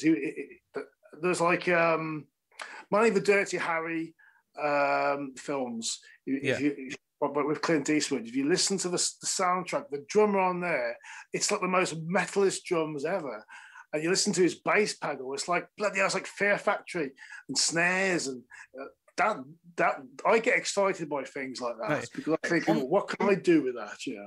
Well, on that note, actually, but before we start talking about Limp Bizkit, because Limp Bizkit are fucking great. They might not be everyone's cup of tea, but they're pretty fucking good. They were pretty awesome when they came out big. Yeah. Who was the thing? Yeah. Have you ever seen that video of Jay and I forgot his name now, his dad, the Weinbergs, doing like the drum off to Sing Sing Sing? It's the current Slipknot drummer and the other guy. It used to be or is still in Bruce Springsteen's E Street Band. I'm gonna say no, but I might have. It's a great video because it's essentially you've got both from there. You've got the dad who's like a classical, like jazz, big band kind of drummer. Then you've got the son who's like a punk metal drummer. And they're both playing Sing Sing Sing, which has a great, just the drums on it are just fantastic. If people haven't heard that, if you haven't, go and listen to it. I think it's Benny Goodman. I'm sure it is. But you've got the dad who's sight reading the track. He's just sight reading the whole thing. It's just like, yeah, in a suit, everything. The son, he's got like upside down pentagram, black hair, dressed like a proper punk rocker, long hair, and just like full on goes for it. And they're both fantastic. And then they've got like a bunch of dancers at the front, but that's just to beef up the show a bit. But it's just I bet you great. that son learned so much from his father, because obviously he's got a different load of influences. Like that son was probably, I mean, his father, I don't know enough about him, but he'll have all his memories of R&B classics that inspired him, whereas his son probably had, I don't know, Fear Factory and God knows whatever going on in his head. Actually, what's really interesting with that is because he also was on one of the like American nighttime TV shows, you know, like Jay Leno, something like that. Show. Yeah, yeah, and he had he was, you know, he played in the band, you know, for the show itself, and Slipknot played once. He's like, "Fuck, they're amazing." So he took his family to go see Slipknot, and like Jay is like 7, 8 years old, hasn't taken up drums, hasn't done anything like that yet, and he goes, "Guys," and he does to his whole family. He's got like 5 kids, wife, etc. You know, and he's like, "Guys, you need to go check this band out. They're crazy, but like the musicianship is crazy good." So they flew all the way to like Iowa or something to go see Slipknot, and everyone's like, "Oh, that's great!" And little Jay gets to meet them, and then like something like 20 years later, like, "Yeah, do you know any Slipknot songs?" Like, "Yeah." "Do you want to play for us?" It's like, "What?" It's like, "Guys, I'm a huge fan of your band. Like, I know you guys for years." Like, "Yeah." "Do you want to be in the band?" Yeah. It's fucking great. Like, you say what you want about Joe Jordison. I was like, that's a great story. It's the same with Dweezil Zappa. Having that like experience. Do you want to play drums for us? It's like, fuck yeah. But I love hearing stories like that. It's like they're completely out of the world. It doesn't happen to a normal person. It's like, have you ever heard the story of Dweezil Zappa and Eddie Van Halen? It's like Frank Zappa's kid. I'm gonna say no again. Okay, so what's happened is he's like, this is like in the mid 80s. Like Ed Van Halen is like Van Halen, and what was it like? The phone rings. Dweezil gets the phone. He goes, "Oh, hiya. Is Frank in? This is Eddie Van Halen." He goes, "Nah, fuck off. You're not him." And then door comes knocking. It's like, Dweezil opens the door. Who's there? Eddie fucking Van, like his hero, Eddie Van Halen is there. He's like, "Yeah, hiya. I called earlier. Is Frank in?" Is your dad in? Yeah, it's like, "Is your dad in?" It's like, So, what? And like months after, he actually got was it Frank was like, okay, I can't get too involved in my kids being musical and stuff. I think Dweez was only played guitar for 6 months, and he had like a school band, etc. Oh, by the way, you guys have like loads of songs, don't you? Like, yeah. So Eddie's gonna record and produce you guys, just so you get a bit of recording experience. Because he probably thought like, I'm his dad, I can't really go ahead and do that. But his hero, on the other hand, could probably give him some real experience. So he did. It's like, yeah, we've never released, we've never done anything with it because we're all just terrible. But fuck me, I got an album produced by Eddie Van Halen, and he did like a school competition, and his guitar broke. What happens? Eddie goes home, grabs a Frankenstrat, comes to the show, puts it over Dweezil's hands, and they're both playing. Like Dweezil's playing the like rhythm part, and you've got Eddie just go like over his shoulder doing this at a school competition. And a few days later, Dweezil's Apple was in the film The Running Man. Did you know Dweezil was in that as well? I didn't know that. I know about Steve Vai being in Crossroads, and that's kind of it. Like I've only ever been shown that scene, but I've never watched the movie. If you watch Running Man, musicians in that film, there's a bit. No, you're right. I remember that now. Yeah, because isn't Sting in it as well? I can't remember him singing it. To be honest, I can't remember much about the music in that film, but he actually played. That was his entry into the acting world. I'm sure it was. Yeah, he played a musical terrorist basically in that film. Oh, it was Dweezil that was in it, not Frank. Yeah, no, it was Dweezil. Yeah, no, Frank wasn't. Yeah. But there was a lot of musicians. That is a film they're going to remake again soon. But I do like the fact that in that world, which is getting very similar to our world, all the musicians were terrorists in that film. Like if you were an artist or a producer or a songwriter, you then became a terrorist. Yeah. I just realised. I just remembered, just because I'm looking at the list, Mick Fleetwood is in it. Because I think Mick and Dweezil are in the same scene. And Jesse Ventura. Main guy. Yeah. Because I think Dweezil was like his little runaround boy. Yeah. But yeah, Mick Fleetwood was the he's the one that if you remember in that film, he's the one that was part of the what's the name of it? Like a rebellion or something, isn't he? He's like the tech dude. That's right, yeah. But don't you find that's an interesting, like that's a bizarre kind of post-apocalyptic film? And we're kind of heading towards those times, yeah. Maybe people like you and me will be musical terrorists one day. I find that quite fascinating. Yeah. That'd be quite funny, actually. It's like now you see with I'm not going to delve into it too much, but I had this conversation with a mate of mine. We're just talking about Brexit, just as a general, just as like a general topic. Like, okay, this is what this. It's just sort of like mind, just a bit of brain exercise. I said to him, like, yes, but do you know what's a great thing that will come out of Brexit? Because what? You're going to get some great fucking punk music out of this.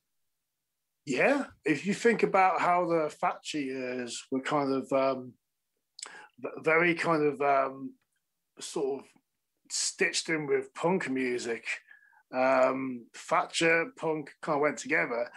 I think with the Brexit thing happening and obviously the lockdown situation, once you let all those musicians out into the studio and they start like recording what's been eating at them for the past 12 months, I think you're going to get some great music. I'm sure there will be, and I'm looking forward to it. Like, I mean, there's been great music that's come out during the lockdown. You've had the new Trivium record. You've got the new Bring Me the Horizon record, which I will wholeheartedly admit I'm surprised how fucking good that EP is.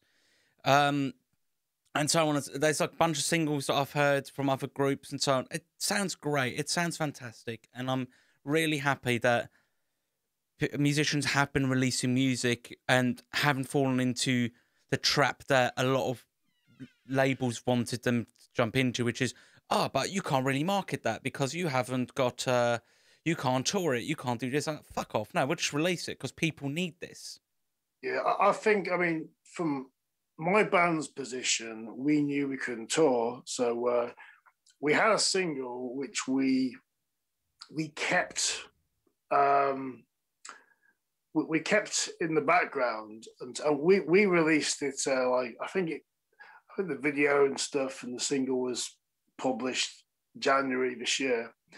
But we'd spent 6 months on that just to release it. And I think that did us a lot of favors. And I think it's the same for a lot of these much more larger artists where, you know, they've got labels, but there comes a point where you go, you know what, we're going to have to release something. Otherwise, people will start forgetting you. Yeah. I think like I said earlier, hammering stuff out every day, it's just nonsense, you know, because nobody has your opinion every single day, whoever the fuck you are. But at least they managed to release something credible, which they can put their name and say, yeah, we're proud of this, we've released it.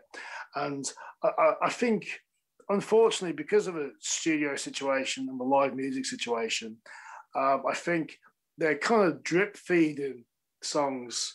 So look, we'll be back, but here's a little one, and here's a little one. Evanescence have definitely done that. Like, I saw that they were supposed to release, they've even postponed the album. It's like, come on. It's going to take you 5 years to record another album anyway. You might as well just release this. I suppose every band's got their own ball game. Our band spent, like I said, we had our debut album, which did good. And then this one's taken 4 years to do. I've still got another 2 songs to put vocals on. All of it's got to be mastered after. I'm thinking probably February next year. But like I said, as I said earlier, we can wait for that album, but we've got to give fans something. So we will do the drip feeding. And this is an opportunity for us where we're releasing cover songs, because people wouldn't normally associate our band with covers, especially after a lot of the things I've said publicly and published about tribute bands. It's been well documented, my opinions. but that's the thing. There's a difference between playing a cover, like as an example you guys did with Halo, and then straight up just playing that exact song. Yes, yeah. So I think there is quite a difference. Like I know with Breed, we were quite faithful to the original, but we added our own bits. Like, because one thing that I wanted to personally, what I really wanted to achieve with that was the whole mental health thing, and I felt like that's a great song. Like Kurt Cobain committed suicide due to mental health, to his deteriorating mental health. I felt, okay, I've read lyrics to Breed. All right, there's quite a few things that can add to that anxiety, to that decline in his mental health. I thought, okay, cool. Now add what I think of it like Breed, okay, overpopulation, yada, yada, yada, which also includes why we've got like little sperms going into like a speaker cone. But then I thought, okay, I've got normal vocals because I can do that, and then in the background we've got like screams like, I'm afraid, it's like just going all over the place. Like just I wanted to create a audio visual image, if that makes sense. I thought like that's a cool idea. Like I think it's great to release stuff, but you need to do it with a reason behind why you want to do it. Like, as an example, put a piece of you, and you got to kind of have a good justification for it being there, I think, rather than just say, well, do this for the sake of it. I think if you can add something different, paying respect to an original, that's good, rather than just sticking anything inappropriate, you know, with no thought behind it, because you're messing with somebody else's tune there. So you've got to have some kind of respect. Mind you, I say that. That's the thinking I've had for all the previous stuff. There is a song we are purposely doing to see how many people I can piss off, but that won't be probably for the 6. Like you guys are quite, like you guys are quite punk. I find you guys have quite a. It's yeah. You guys are quite punk. So it's like, that makes sense. It works with what you guys are doing. So, like, you're saying, like, oh, with what we're doing now. Yeah. Because I think because obviously I'm talking about things which no one can hear at the moment. So we'll have 16 brand new songs coming out. And the first album for us was kind of like, this is what we can do in the studio. It's a studio album. It's a thing you can hold. It's on all the sites. That's a product. Yeah, that's a moment in time captured musically that says what we did at that point in our career. The next thing we're sticking out is the next phase where we want to show what kind of songwriters we are.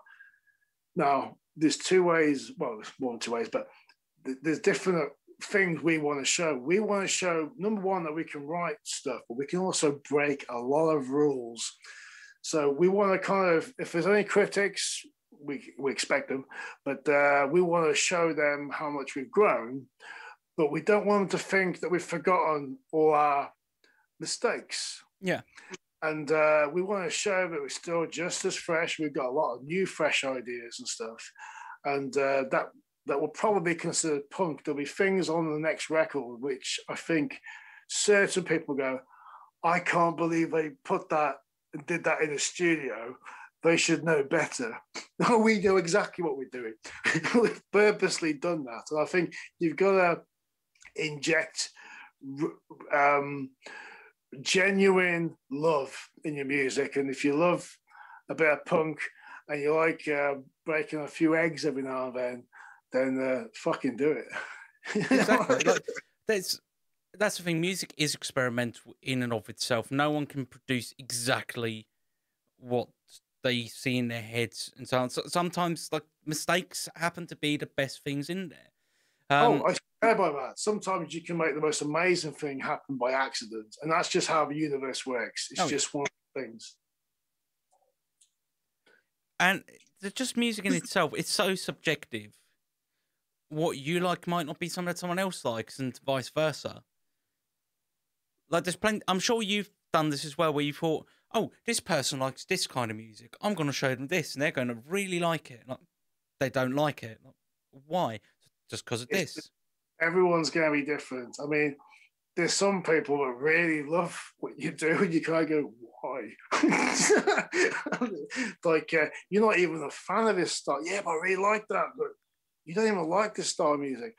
I'll tell you what I don't like is I think everything has been pigeonholed into genres so much, but it has created gatekeeping. Yeah, that like a good library has to have certain sections, and that you can't be in this section. This is the history section, and this is the fiction. I think when I say, I'll give you an example. Like it's like generalizing. Yeah. Oh, you've not heard of this guitarist? It's like, no, I haven't heard of him. Is he good? Yeah. He's the biggest mathcore guitarist ever. Mathcore. Yeah, like maths. Oh. I'm like, well, I'm really happy for them. It's prog. Yeah. It's just prog. Or even more like simpler. It's just rock music. You know what I mean? It's like, because we will put the prog or the hard rock or the metal, but really everyone is just making rock music with different variants. Oh, yeah. Some are like extreme death thrash metal hit me with a stick music, and some are doing like, yeah, that's pretty rock and beat, and they've still got the same game plan. They want people to sort of experience emotion from it. Some heavier, some lighter, some use all the melodies on earth, some use every shotgun sample. But that's the thing. What? Yeah, like subgenres, I'm completely with you on that. I don't agree with subgenres that much. Like we say we're an industrial metal band. I don't like saying that, because then what comes to mind? You've got stuff like Fear Factory comes to mind as an example. Yeah. Ministry. So it's like, yeah, but we don't sound anything like that. So it bothers me having to have that title, but it makes sense as well. But like, I'm sure you've gone through distributors like DistroKid, Ditto, etc. And most of them don't have these subgenres. The only ones that have these subgenres are reviewers, people just a little bit too nitpicky. And I think nitpicky is the perfect word, nitpicky. Because like you said with, say, bands like Ministry, and even Ministry and Fear Factory. I mean, they are two completely different bands. They're rock bands, yeah. Some louder for different reasons, but because we've now all been used to creating our little genres and subgenres, I think you got a lot of people with horse blinkers. I can only listen to metalcore. I can only listen to industrial thrash mathcore. I can only listen. If you know what, you can't only listen to that. And I think if they were honest to themselves, the music they grew up with probably was nothing like that. I do, but that's the thing. That's where I think a lot of the problem comes in. A lot of the people that create this are gatekeepers. Unfortunately, for a lot of the more rock metal, like the more guitar orientated music, has a lot of gatekeeping. I think that's a very big problem in general. Like I have friends that love the classic metal bands, while others like more new stuff like metalcore, thrash metal, etc. That kind of stuff. And there's great songwriters and there's some great songs in all those genres and subgenres. But like you said, gatekeepers. The moment you have a gate, you have a kind of a prison. Yeah. Because you're locked into something, and you can have. I'll give you an example.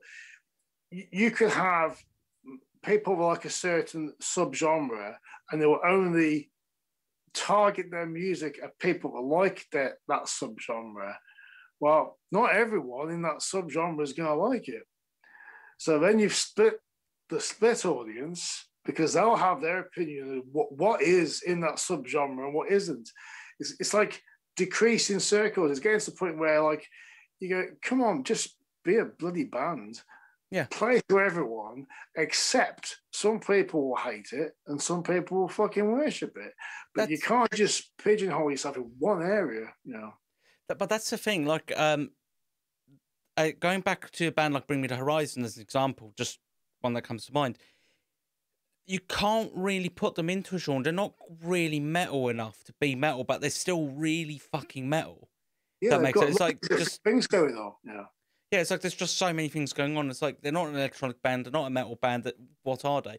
And that's a great position to be in, because then, as an example, on say on a marketing perspective, there's no limit. You can be wherever you can be in the pop magazines, you can be in the electronic magazines, you can be in the metal magazines. It doesn't matter. You can be wherever the fuck you want to be because you can market. I mean, they're a band that has a lyric which is was it all the king? Fuck, what was it? All the king's horses and all the king's friends don't know their arseholes from their pathogens. Playing music on This Morning. What? But they've learned, and it's a dirty word to some people, but they've learned accessibility. Yeah. And you know, when, like, I'll give you an example. We talked about the 90s earlier with bands like Ministry. What grabbed a lot of people's attention was usually, I mean, people go, oh, that was the grunge era, but there was a song. It was a song that people heard that they liked, which then did create a clique of people. And then suddenly everybody wanted to be that clique and they called it grunge. But you look at the bands that were doing different things. You had Pearl Jam, Soundgarden, Ministry, Helmet, and they're all different, but they all became part of one thing and they called it grunge. And I think that's where we've got this habit now of creating genres of things. But you look at the actual grunge bands. I mean, Pearl Jam could be a rich man's or a poor man's Led Zeppelin. Yeah. And you can say the same about Soundgarden, you know. But think about it again, going back to the 90s, I find there's always like a what you call, like almost like a class divide in music, if that makes sense. So you've had two very big genres that came out at the time. You've had grunge and you've had new metal. Yeah. Grunge was the rich white kids, blah blah blah, you know, goes and does that. Then you had new metal, which suddenly metal became accessible to minorities. In fact, you know what really kicked off new metal? And I know people go, well, Korn did and Limp Bizkit. but it was probably, I think it was Chris Evans or Chris Moyles? I can't remember who he was, but he played the first track on the Slipknot album. He kept on playing it. And the real reason why he played it was nothing to do with them wearing masks, nothing being exceptional musicians, nothing to do with being amazing guitarists. It was because there was a drum and bass bit at the beginning. And for him, it was like, oh, wow, look, it goes really drum and bass, and then it goes and then it goes drum and bass again. And that sort of like fueled him to play it on Radio 1. So a strong intro can do a lot. It's incredible. That song really probably marketed Slipknot to a mainstream audience, and then people will go, well, I hate it, I like it. And that's the thing. What Slipknot did, which no other band has really done, is they've incorporated so many different elements. Like you'd have like 5 genres into one song. You've got dubstep, you've got death metal, you've got grunge, you've got jazz, you've got all this shit going on from 9 different people, and it works. It just works. And to sort of categorize all those influences into one genre is almost insulting to the genre name. I mean, I think rather than just call Slipknot a new metal band, and we obviously call them that because we grew up in the time where new metal was in the Krang magazines. Oh yeah, you had your CDs free with it. Oh wow, another Slipknot song. It was, we were brain sort of washed to go, this is new metal. But you look back at it, you kind of go, they're a rock band, and they had some good tunes. Yeah. Same with Black Sabbath. I mean, yeah, you could say that the creators of heavy metal and metal itself and stuff, but like they were just a rock band. Yeah, that just did stuff. So that's the thing that's quite interesting because they're like, oh, they're a metal band, but now they would be pigeonholed as a doom or a sludge or a stoner band. I mean, it's like gloom or sludge or something, but like they're a rock band, and we classify. I think nitpicking, that word you use, nitpicking, is so crucial because I think we've nitpicked bands to death. Yeah. Where we've limited a lot of them because a lot of these bands that want to be known in this subgenre are almost programmed. They can't do anything outside that subgenre. It's like a genre that comes to mind quite strongly is power metal. Yeah. Like almost every singer either sounds like they should be in an 80s band. Like it just sounds like, oh cool, it's Whitesnake but a lot harder, or hey guys, the singer's not a singer. It's one of the two. It's what in the rehearsal room. Yes, I've written a ballad. Do you want to hear what it sounds like? Yes, like everything else we've done this year. But obviously they're capable musicians. Oh, they're great musicians. Wouldn't you like to hear a genre like that, power metal, do a punk song? It'd be great. I mean, it'd be probably awful, but it'd be just interesting to see a lot of these bands. It'll probably be too nice. That's the thing. I think like power metal's gotten very, very like it's got a very high production.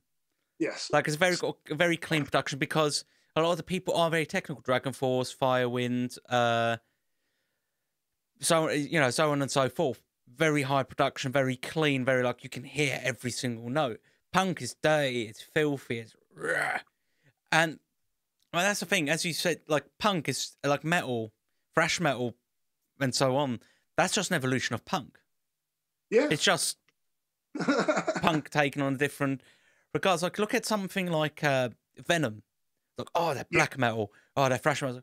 They're punk. Like they sound like they've been recorded for a potato. Yeah, they're talking about all it is punk, but they're singing about Satan. That's it. You've nailed it. And there's also the other factor where you've got bands who are the ones that step out of a genre who were known for, say, something like power ballads or thrash metal or progressive rock.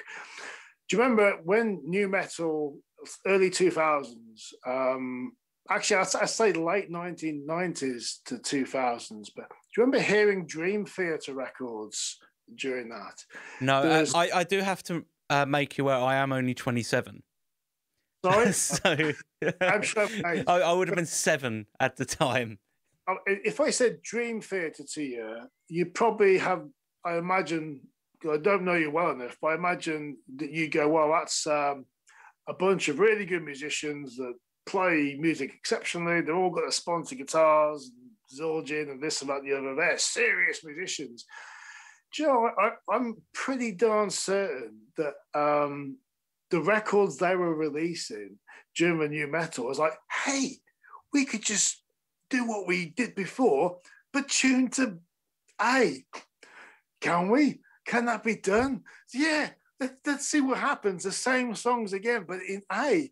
And they were releasing really heavy tunes. And to be honest, it wasn't as heavy as Korn or Pantera, but they actually were very clever and smart. And they go, well, obviously we're not Korn and Pantera, but what if we could kind of sort of strangle a few of our fans and bring them onto our show? So they did modify their sound, and like even Testament. If you listen to Testament, there was a song called Low, and it was like, yeah, we'll even call the song Low just so in case the fans are. Yeah, in case there's any thick people out there, we've got a song that's called Low, and we are very low. It's really low tune. Do you get the message? We're called Low. And what's the chorus? Low. And it was like, fucking works. And yeah, Testament are heavy, yeah. But if you'd said Testament are heavy 3 years before then, they go, well, they're a bit cock rock. Because that was the attitude people had. But as soon as they released Low, suddenly they're there with Machine Head. And they're like, yeah, they're just as heavy as Machine Head. And people's attitudes can change with marketing. Oh, they do. Like, Machine Head did really well for, like, the first 2 albums, I think. Then they were kind of like... They were kind of a dead band for a long while. And then they did... Then they got the new guitarist, and then they did The Blackening, which catapulted them to, like to opening for Metallica and shit like that. I was like, oh, this is great. And now they're like a massive, massive band. And it's interesting to see how a lot of this stuff changed. But then there's also, what a lot of people don't take into consideration as well, is just like the general growing up of things. Like one thing that I find quite, because I lived in Europe until I was 12. I lived in Switzerland, so I watched a lot of German TV, a lot of German music. However, is that why you can speak German? Yeah. Yeah. But a lot of it would be, you'd have, what I found interesting about the music channels was you'd have rock, you'd have electronic, you'd have metal, you'd have a nice little cesspool, as you will, of different music. It's like, oh, okay, I can listen to all this stuff. Oh, I can take this and this and this and this. Like Kid in the Candy Store.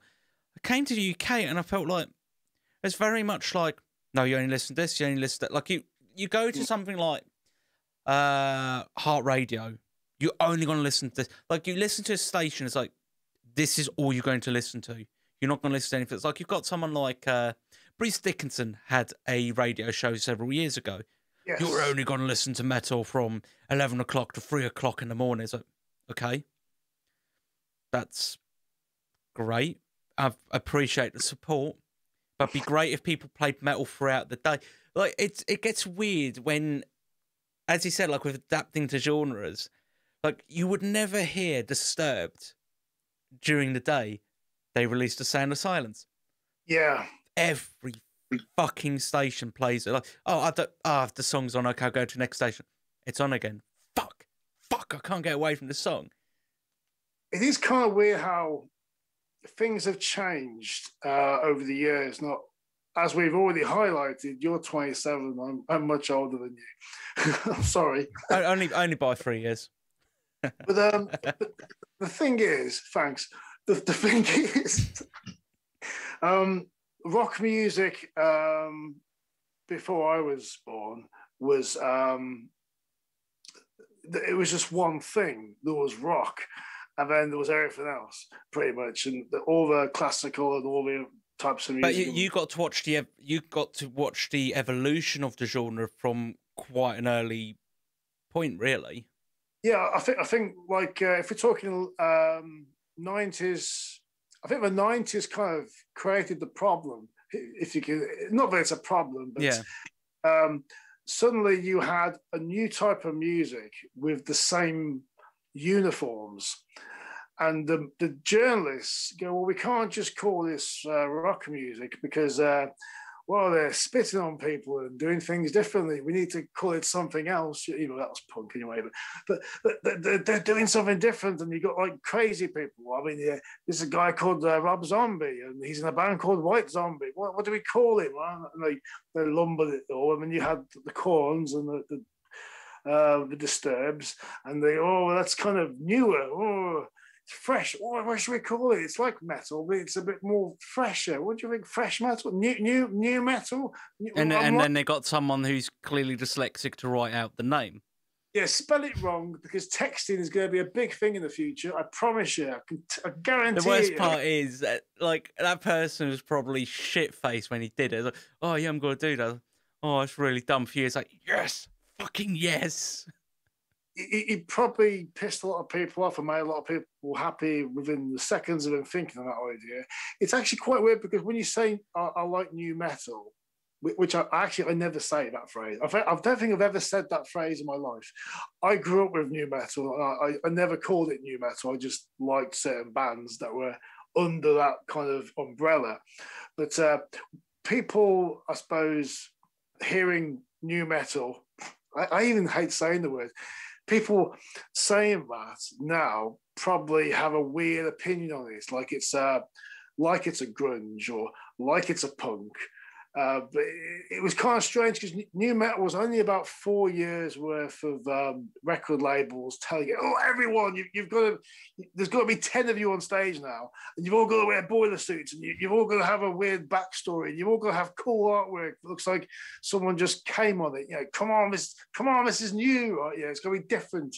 Yeah, get rid of those old hairstyles. Wear this mask. That's it. You've got the record deal now. I feel like you've gone. I think you've gone into like the board meeting before Metallica did Load and Reload. That's what it sounds like to me. I think I can turn around and say I was a massive Metallica fan. I knew other massive Metallica fans. And then when the Load albums came out, I think that was when our heroes suddenly had done something to us and we weren't too sure what it was. I mean, realistically, they'd kind of grown and they were trying to express themselves. But when you're a young man and you've like, you're like Through the Never and like Leper Messiah, Sad but True, and what's this? It's called Load. All right, I like that Unforgiven Part 5 or wherever it is, and there's a song about, was it Devil or something? It's the equivalent of your entire life you thought you were straight, then you say you're quite a handsome bloke, you think, I'm not sure if I'm gay, I'm bi, or I'm just comfortable with my sexuality. I don't know what's happening here. What's happened? There's a change, right? And there were so many people back then trying to justify it, defend it. Some people hated it. I was one of those where I just didn't like it. And it was one of those things. And it kind of really is, if we talk about Metallica's history, I mean, they are smart musicians, that they're in the biggest band on the planet.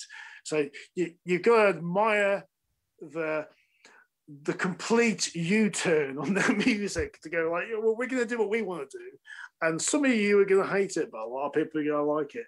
And like they had to kind of, they did the U-turn, and then I think it was, say, probably 2010s. They go, right, you know that big U-turn we did? We're going to have to do another 180 degrees and pretend that we've just written Battery again, and all our songs have got to be like that from now on. Yeah. Is this going to be forever? No, don't worry, Lars. You haven't got to play for too long. Yeah. Like we skipped over Saint Anger. Like I honestly don't mind it. If any other, right, this is a case I make to everyone, and that is, if any other band wrote Saint Anger, it'd be one of the greatest records ever released. Even with what everyone seems to consider a shitty snare, I don't mind it. However, no, I didn't mind that snare. There was just too much. Yeah, it is okay. Yeah, it was. No, I agree with you. There was a bit much of everything, but in general, I didn't think it was a terrible album. Yes, it missed solos. I'm not someone who does solos that much anyway, so it's like fine. But people bitch and moan about it too much. I find what they've done is cleverly work. They targeted the skater boy. I feel like they, from that time onwards, they went to the skater boys. And it makes sense. James Hetfield is a skater. He broke his hand skating. And he had to get one of the tech guys to take over guitar duties because he fucked up his hand skating. How fucking metal is that? I think that was the Ozzy Osbourne tour, wasn't it? I think it was. I know it was sometime during the Black Album tour, but that took. Oh no, yeah, that's right. Because it actually happened twice. I was thinking there was stuff. It's actually in his contract now that he cut like while on tour, he's not allowed to skateboard. Yeah, I was one of those massive Metallica fans that bought everything. If there was a key ring shaped like a Metallica logo, I'd buy it. Or it doesn't matter, beer mat or a chair. Or there's a chair that looks like Kirk Hammett's guitar, I'll buy it. I think most metal fans have a year of their life where they did nothing but want to be James Hetfield. Oh yeah, and that was their job. The job, yeah. We all had it. I mean, I've got half mine, but we all had to have a handlebar moustache, and we all had to have the leg pose. And I think I'm going to start wearing tank tops from now on. Is this no? This is what I'm going to do for my life. My job now is to wear tank tops and dress in black.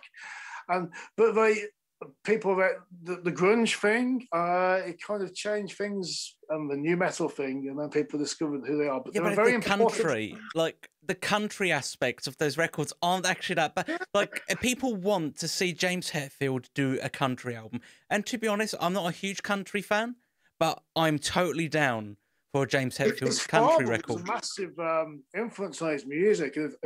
I once memorized all the Metallica data, which I've forgotten most of it now, but I'm sure his dad in the documentary was a country and blues player.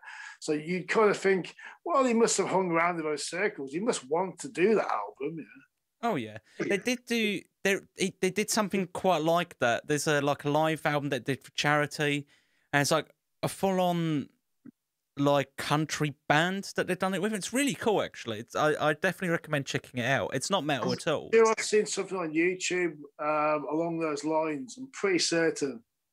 I know it had James Hetfield in it. But with that, what I find really impressive about Metallica is how they can jump back into the fray. Yeah. After fucking up quite bad. Like, okay, you've got Load and Reload. You've got Saint Anger. Death Magnetic was them kind of coming back.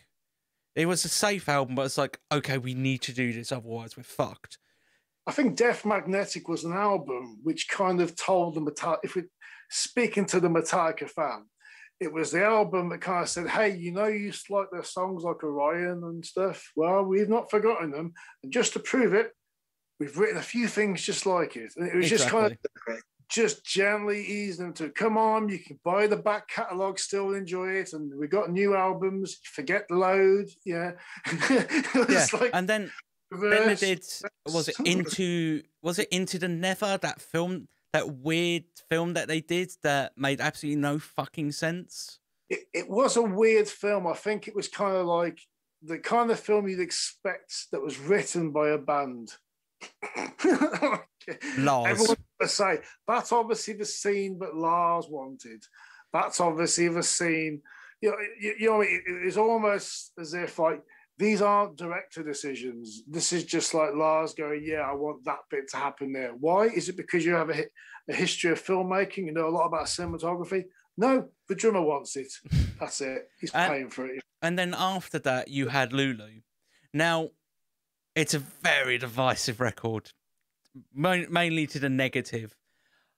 It's not. I think it's got positives to it, I think it's very avant-garde. I think it's a Lou Reed record, and it happens to have Metallica in it. I think that's the way I look at it. I don't see that as Metallica being Metallica. It's like you've got Metallica riffs, which are kind of cool, but it's not Metallica. Let's see what happens when James Hetfield picks up a country guitar and does stuff. I think that was the sort of bridge towards that kind of way of thinking. And yeah, you got to think these musicians have been making the same. I mean, they'd be touring for 3 years the same thrash, because they were a thrash band to begin with. A lot of people forget that. So Yeah.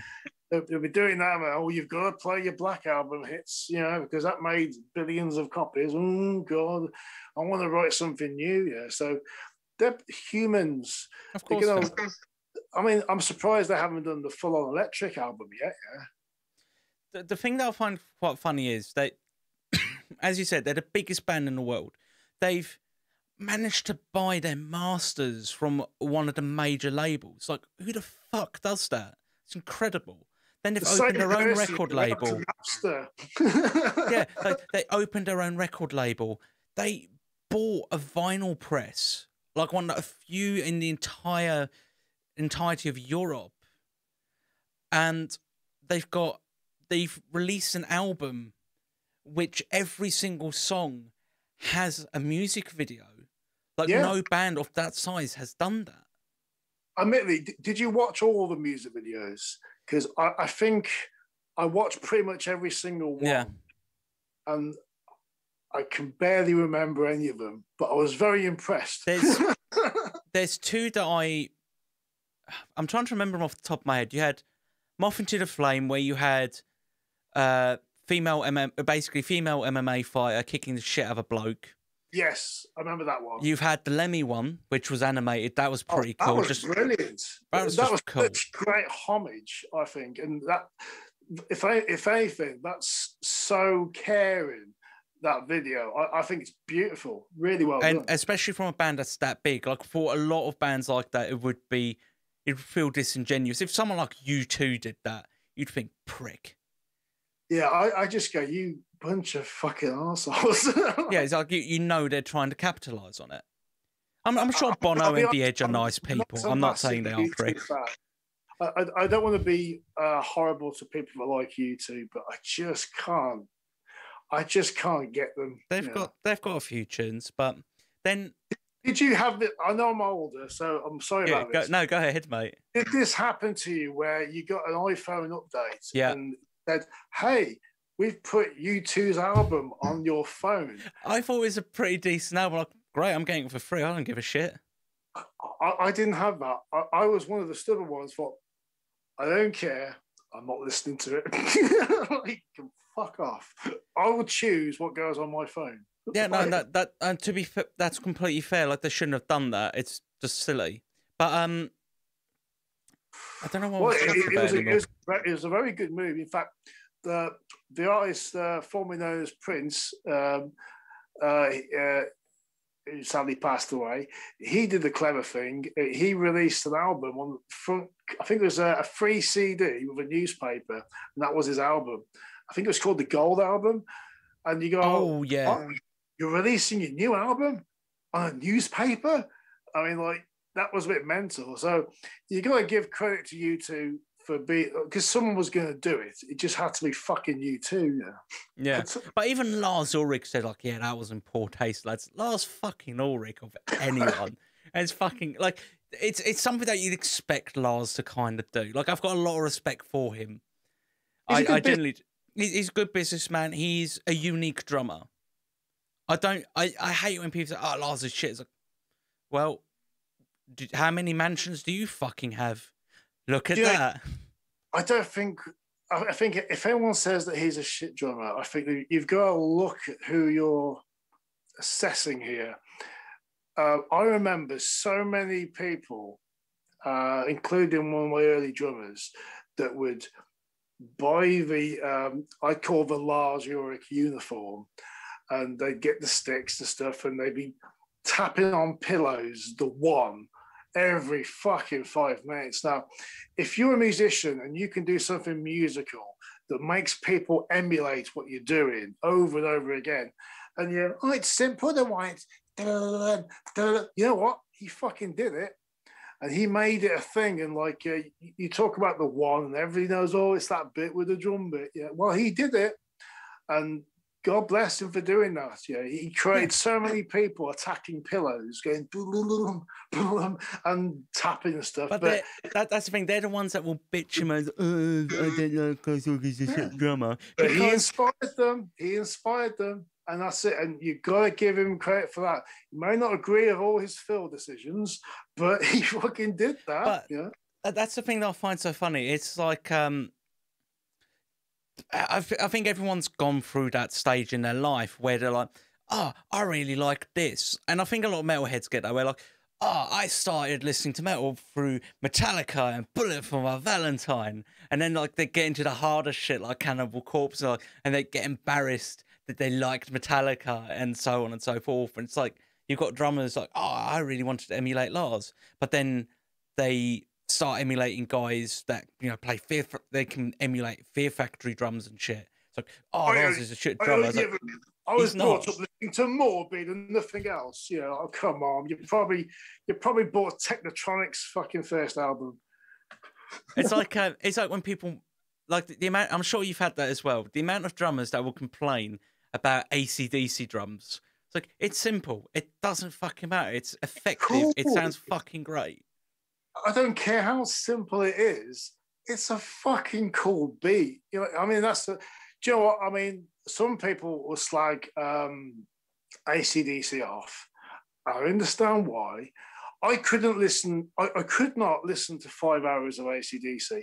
I think that is something that's a parallel universe. I have never. It's excessive, but it's too much. But when you hear an AC/DC track come on, you are locked into rock. You know what I mean? The moment you hear that beat, yes, it's excessive. Yes, they use it a lot, but you know it's AC/DC. That's the important part. Dance that, you know. And like, yeah, he's doing a solo. It's basically using a pentatonic scale. Yeah, but he's fucking doing it. You know what I mean? God bless him, yeah. He's rocking that shit. Like, he owns that shit. Satan bless him.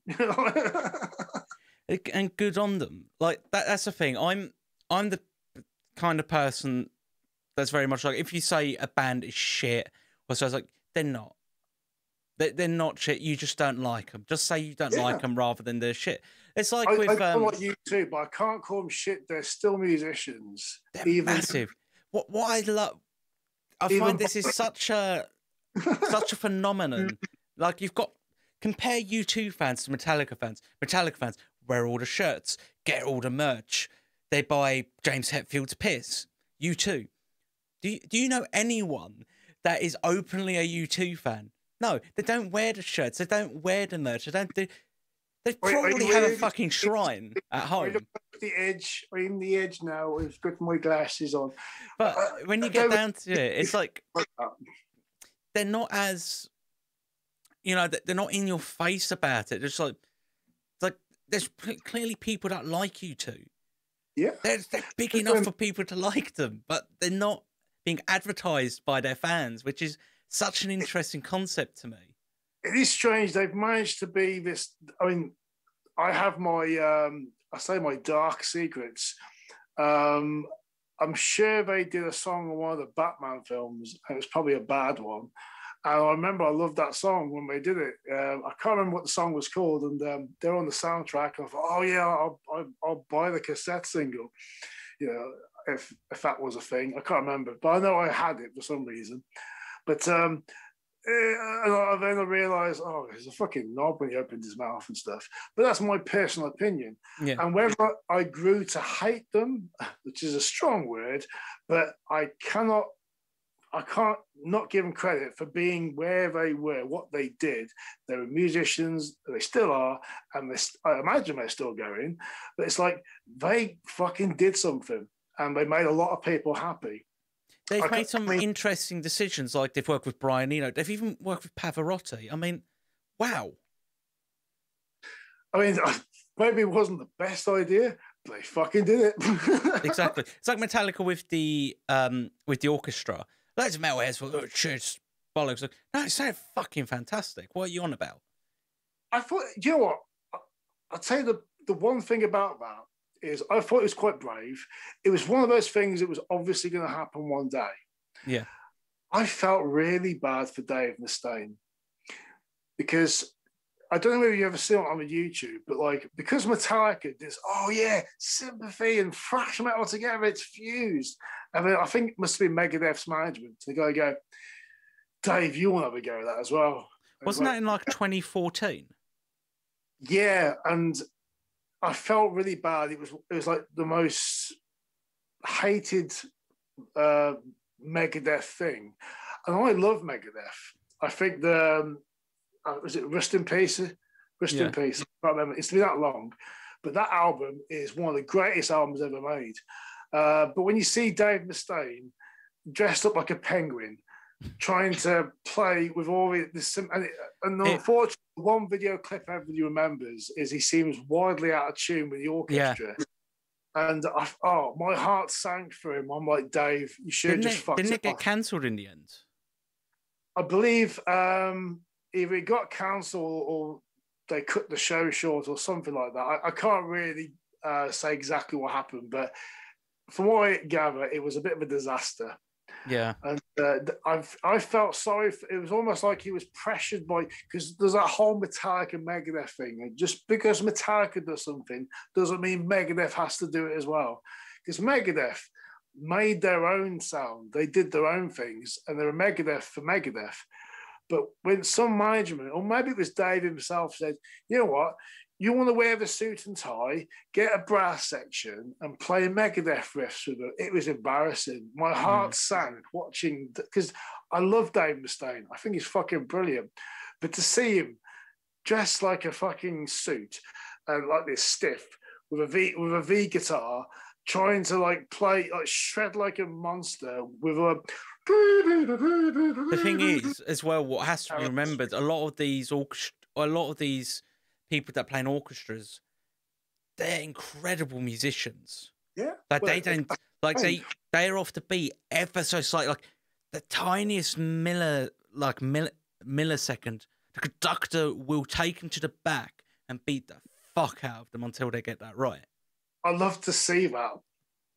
No, it's like that movie Whiplash. It's so amazing. I would love to see a conductor beating the crap out of a cello player. You'll fucking get this, right? You. It's like, have you ever seen Whiplash? The song? No, the movie. Oh, I don't think so. No. Jay, it's basically it's a jazz orchestra. You've got this drummer, and Jason. I know, I haven't seen it yet. No, and he makes him cry. I haven't seen it yet, but I will see it. I will see it. I've not watched all of it, but I've seen the important scenes. I'm like, fuck. And it's practically that scene that you've just said that you wanted to say. There is something brilliant. They've already made the movie for it. I'm going to watch it. I'm going to get it on Amazon. But no, it's not a bad. I need to rewatch again. I don't think I was in the mood for it because it's a very musician kind of film. If that makes sense. Like you will appreciate it as a musician. If you're not a musician, don't fucking bother. It's one of those films. I saw the trailer for it. And I thought I will watch that, and it wasn't until you kind of highlighted that where it brought back. Yeah, shit. I need to get around to seeing that. This is the best time now. It's like that Dave Grohl documentary, Sonic Highways. I still need to watch that. Oh, there's a lot of stuff he's doing. When you hear all the backstories and stuff, it makes you appreciate the music a bit more. It's worth watching. My engineer is a massive fan of what he does, and he suggested I watch it. And I think when you hear a bit about the making of things, you do appreciate the records a bit more because there's always another story you never know about. Have you ever watched the first documentary Dave did, the Sound City one? Yes, it's been a while since I've seen it. Yeah, the one where it goes like through the ages of that studio. You've had Fleetwood Mac, you've had Slipknot, you've had Nirvana, all these amazing artists. But what I found interesting was you've watched it and you're like, but Dave just bought the desk. Couldn't Dave have just saved the studio instead? Well, that's where reality kicks in. It could have been like no one knows why exactly they shut down. Like they said, there's people not doing this. They are because Dave does it. Dave has the desk. He has the Sound City desk, which is expensive. Yeah. I think the reality is because I've been to California a few times, and it was the first time I went to America was scary for me, mainly because a year before that I'd done a video for a song called Joke, where I basically played the president getting assassinated. I remember I spoke to my agent, who it was their first time in the States as well. I said to her on this plane, I don't know how the hell I got onto this plane, but I don't know what's going to happen when we land if it comes up on my history. Didn't you do a video about the president being assassinated? I was like, yeah, kind of, yeah. But when I went to Hollywood and I started talking to musicians that lived there, filmmakers that lived there, and people that, well, actors, producers, directors, hairdressers even, and you realise it's how different it is. And I'm kind of, I don't want to talk about it like it's a kind of sacred thing, because there's a lot of shit that people don't know. Oh yeah. And because like your first reaction is, how could Dave have that sound desk when they've done all these big bands? Well, people have a shelf life in LA, yeah, and you've only got so much time before you're old news. And I imagine as much as they had the merits, to be honest, I can't remember all the documentary now. I know when my engineer John introduced me to it, I started discovering bits about it which I didn't know, which I've kind of forgotten now. But because I've been to LA a few times now, my opinion of Los Angeles has changed quite a bit. So I should rewatch that again. So was California and America in general. But especially the music industry as well as the film industry over there, you're hot for a certain amount of time if you're trying to bust your ass getting somewhere. I mean, I'll tell you what, you know Whiskey A Go Go? Yes. The venue. It's one of the most famous venues. Oh, I've been in there. I've been backstage in there. I've seen the place. Backstage is a shithole. It's just like a crumpled up couch and there's a fridge. And you're looking around and there's like, all these big names have been in here. It's a shithole. And you look at it, and then you go outside the Whiskey A Go Go. Across the road is the Viper Rooms. I mean, down the road is the Rainbow. That's three of the biggest venues. Well, I say the biggest venues. The most well-known American venues are probably within about, I don't know, 1,000 feet of each other. So you got like a large strip, and you could pretty much almost spot each venue from each other. It's that close together. And then you go, wow, that's one tiny part of Los Angeles. And then you've got California. And then you've got America and all the 50 plus states. It's incredible how much media is tied to LA. Yeah. Well, it is the... It's like if you look at our country, people say if you want to get somewhere, you've got to go to London, and people say, well, why is that? Let's say you were into kind of the journalism side. All the newspapers are in the same area, so all the media is in the same area. Yeah, because I used to do film as a runner and boom mic guy, recordist. That's what I'm looking for, and it's all in London. I tried getting work in Essex. There's not a lot anyway, but even it's nothing like the main area, is it? No, I mean the amount of times that I've done work in Crystal Palace is insane. Like almost everyone wants to film there. I don't get why. It's full of crackheads, but it's a nice park. But you've actually highlighted something very important there. You said Crystal Palace, and you got London as a whole, and then there's England, and then the UK, and you look at, Britain, and for some reason, all the media is in London. It's that one tiny bit. And there is an industry here, and it gets booted all around the world. You got BBC. I mean, as a film person, you know yourself, there's a lot of filming in Liverpool as well. Well, same as Manchester. I mean, I was in Young Dracula. That was filmed in Liverpool. I was on an episode of Shameless, so I was used to film sets and stuff. And yes, there are things away from the same as with America. So you've got like Chicago, which is quite centralized.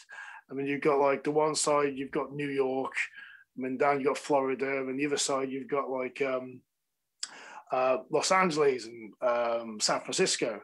And you realize the geography. I mean, you start going, right, well, all these bands are like, where do they all come from? And then you kind of realize where they started or where they traveled to. There was actually, because I bought like a few music business books because I thought I might be doing something wrong. Let's see, maybe I'll learn something. And the three main cities that get mentioned are LA, if you want to be a songwriter, producer, like just in general, anything you want to do music, you can do in LA. If you want to do blues, if you want to do things like blues, more traditional kind of music, Chicago's the place to go. And then you've got New York. It's Nashville now. It's changed to Nashville. Oh, yes, it has, hasn't it? Yeah. And then you've got New York, which is kind of a punk a lot, like punk, hip hop, that kind of thing. It's kind of, I mean, I think Chicago still is a music town, but like from what I've understand the past 4 or 5 years, a lot of the interest has gone to sort of Nashville. But when we're talking about Sound City and why that wasn't, why has Dave got that fucking sound desk and what's he doing with it? Well, like you just highlighted, there were 3 major cities, LA, New York, and Chicago. And then what I found out is apparently it flips every 4 years. Los Angeles pumps out all the hits, California, and they're the biggest thing. And then 4 years later, suddenly it's all New York and everything that comes out of New York. And like, it kind of switches every 4 years. Oh, yeah. And all the blues and country and all that kind of stuff. I mean, there was obviously metal and rock and other things going on in Chicago. But suddenly, Nashville was the place. Oh, yeah. Sorry, just 2 seconds. I really need the bathroom for a moment. You have a wee, yeah? While you're there, shall I tell you listeners about us? My name is Nick J. Townsend. I'm in a band called Week 13, spelled WEAK13. We're a British band. That means I'm from Britain. I'm in the centre of England, which is the Midlands. And we play a lot of heavy music. We play all sorts of styles within that genre. You know, we talked about subgenres. Well, there's more than one rock song to write. So that's what we try and do. My first time on this podcast. It's been great. I don't know how long this podcast normally goes on for, but the presenter's gone to the toilet.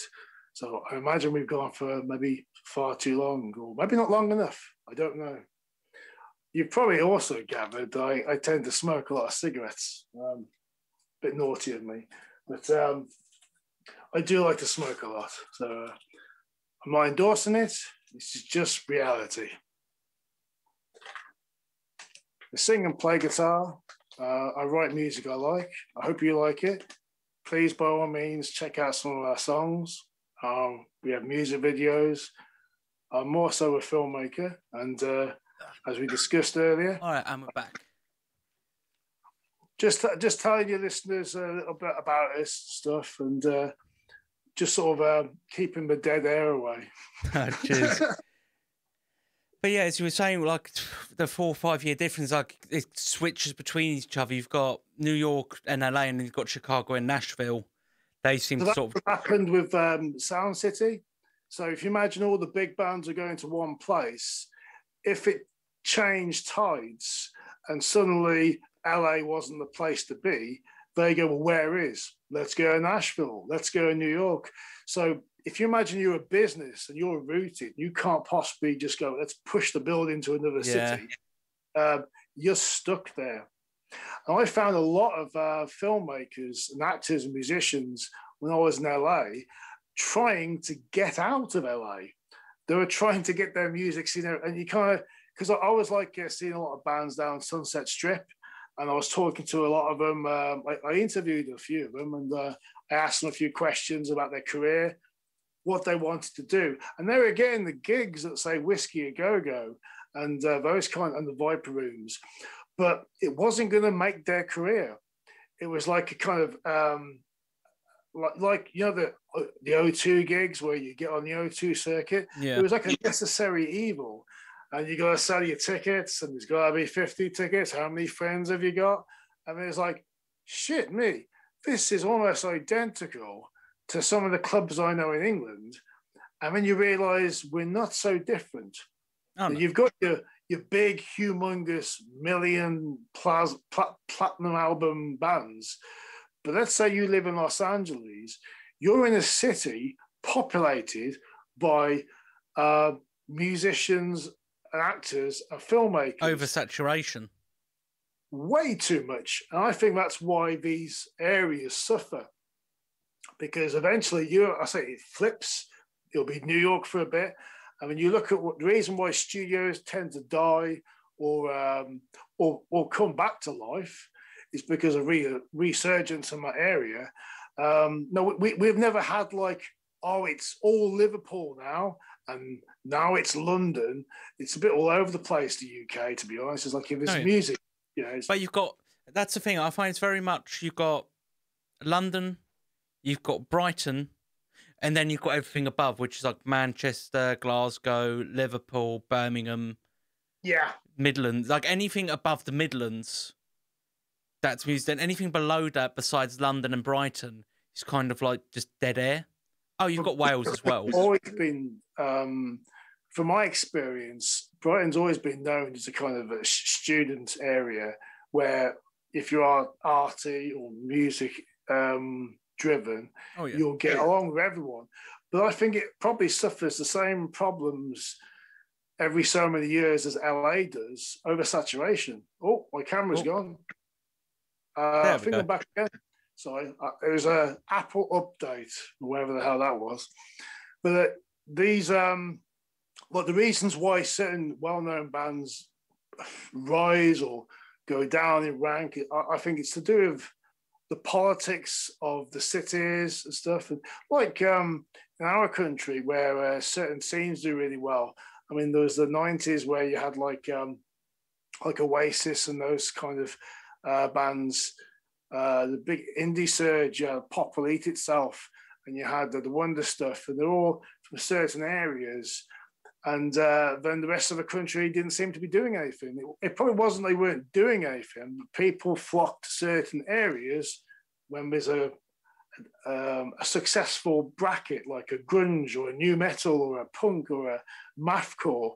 You know what I mean? Yeah, it's the thing that I find quite interesting though. Now, this is from my own personal experience. I find is Essex is a weird one in that regard. There's never been a county that embraced heavy music per se. Like Skindred are relatively popular, but that's only once they became big. But like we, as a county, have produced quite legendary groups. We have Depeche Mode. We have The Prodigy. Yeah. There's a few others that I can't name. Huge acts on its own.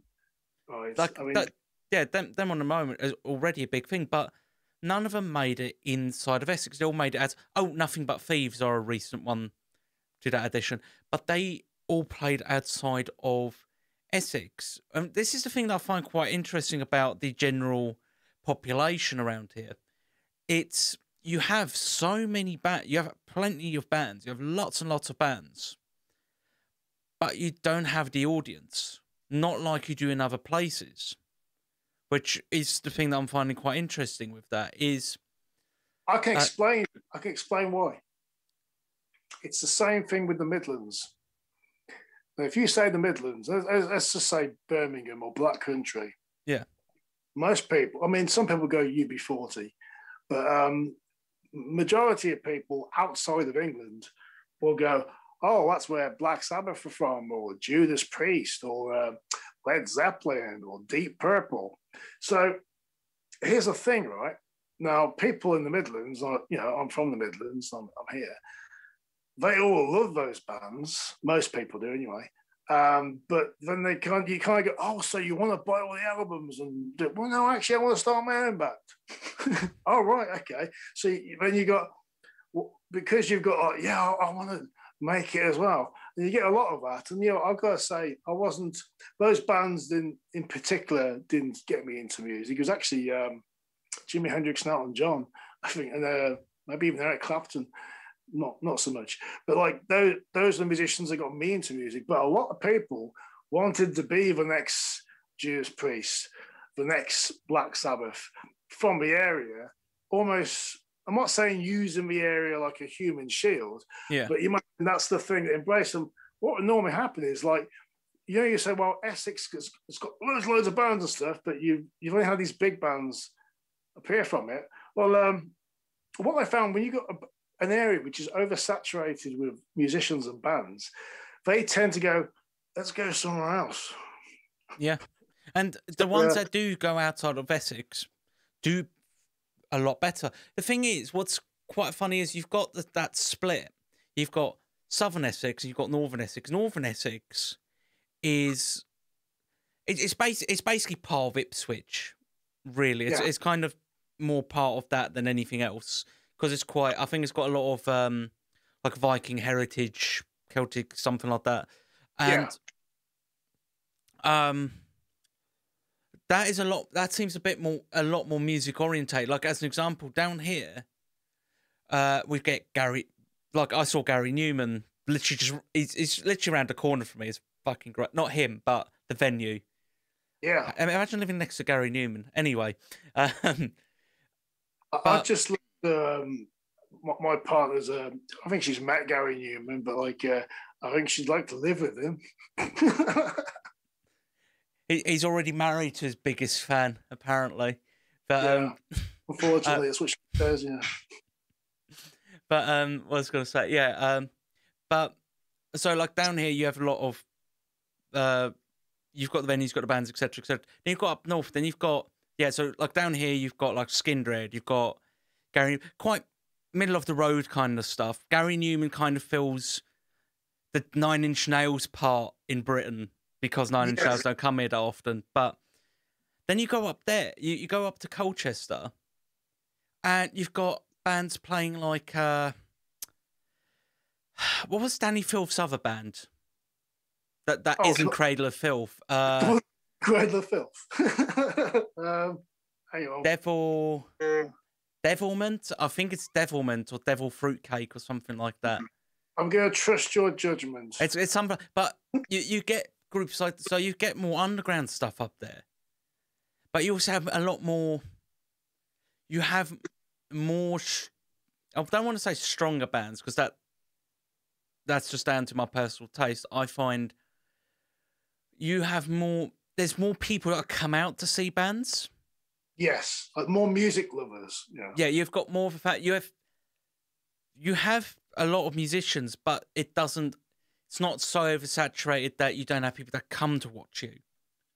Well, I think part of it is it's down to also tourism. Now, when I mentioned Whiskey Go Go, the Viper Room, and the Rainbow, which is a kind of like restaurant kind of place, it's called Rainbow Bar and Grill. Yeah. You can't really see bands play there. You've just got a statue of Lemmy and a few other things. But it's Hollywood, that gets tourism. So you get a lot of people coming into Hollywood that know nothing about, well, they obviously love their films and they love Hollywood, the idea. So they're just there on a holiday. So they would probably come to a lot of these venues and go, oh, wow, we're in Hollywood and there's a band playing. Let's go to the band and let's see, who is it? It doesn't matter, we're in Hollywood. Yeah, so it's like that's the same band you could go listen to right around the corner in your pub. But in LA, there's about probably 5,000 other venues at least, all with because that's the weird thing. You don't really have weekends. From my understanding, all the times I've been there, I've never gone, oh, it's Saturday.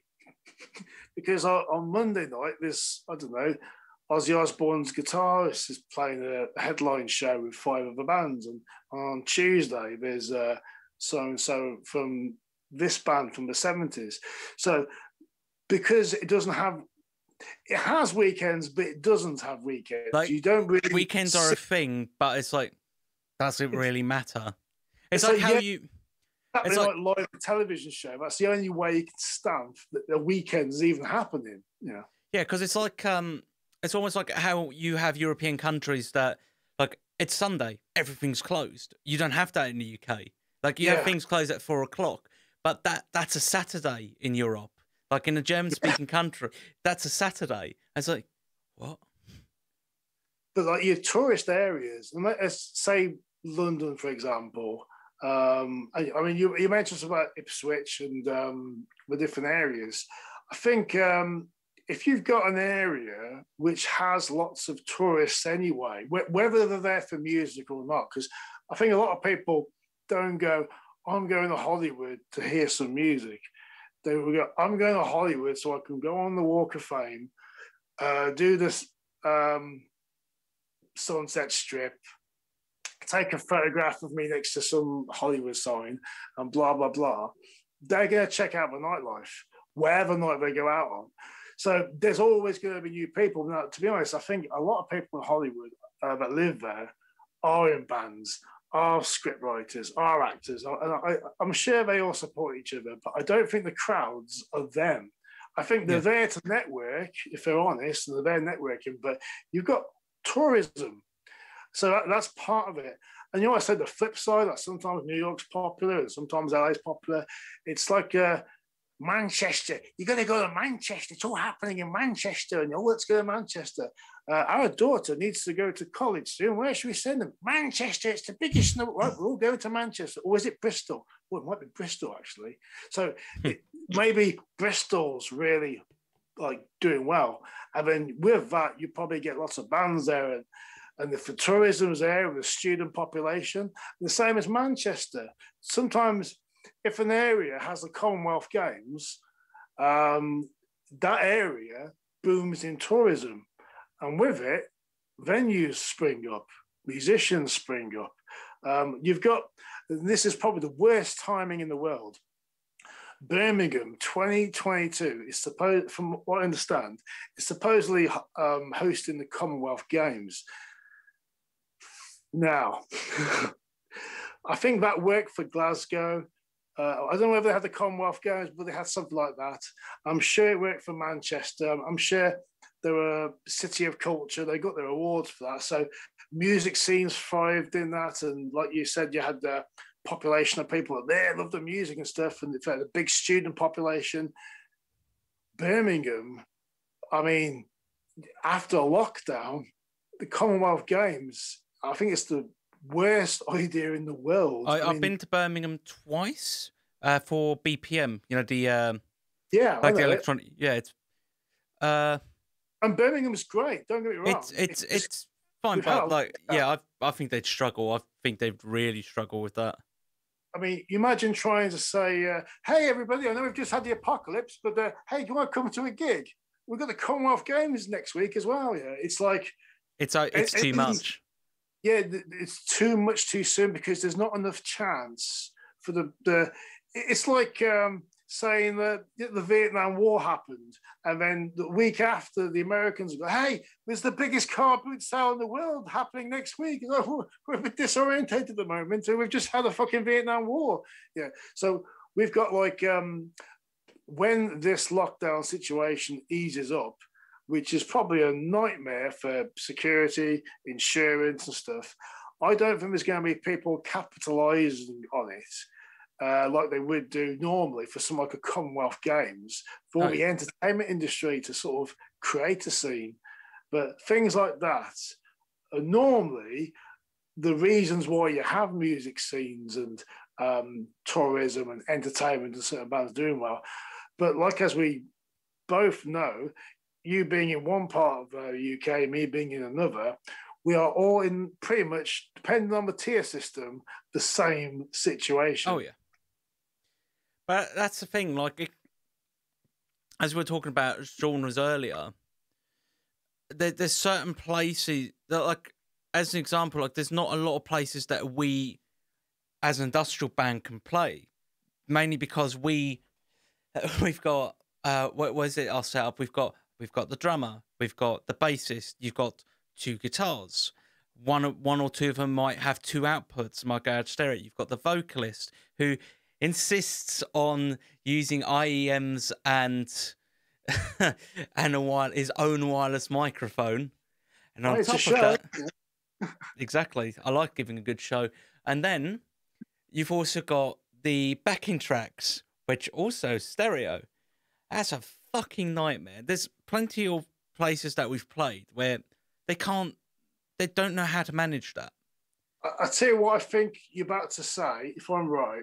Yeah. But you've got your in-house monitors, and then you kind of go, right, this needs to be loud enough to project it and for us to hear it. And that's a lot of frequencies. Now, So, now you see, for me and the guitarist, because we both use a Line 6 Helix, so we don't use amps. We come out straight from the box. I use a like a not a PA cab, but you know, the like specifically for guitar ones, the like FR cabs. That's us. That's mine and the guitarist setup. Helix into that, out, done. That's it. Simple. A lot less than an amp. I've not played with that setup yet. I can guarantee you most engineers are going to struggle. A good few engineers are going to struggle with that. Mind you, I mean, that's if there's only engineers left. No, you said it, going back right to the beginning of this, engineers get paid, and a lot of engineers happen to be musicians as well. Yeah, a lot of musicians haven't been able to play live, therefore they're making ends meet by being engineers. Yeah, there's a lot of sound guys and engineers that are fantastic lead guitarists, have a great set of lungs on them. You know what I mean? There is trades. There's so many different trades in music. I understand pretty much the guitarist that can shred like a demon, dreaming of his guitar-shaped swimming pool that only wants to play guitar in a rock band.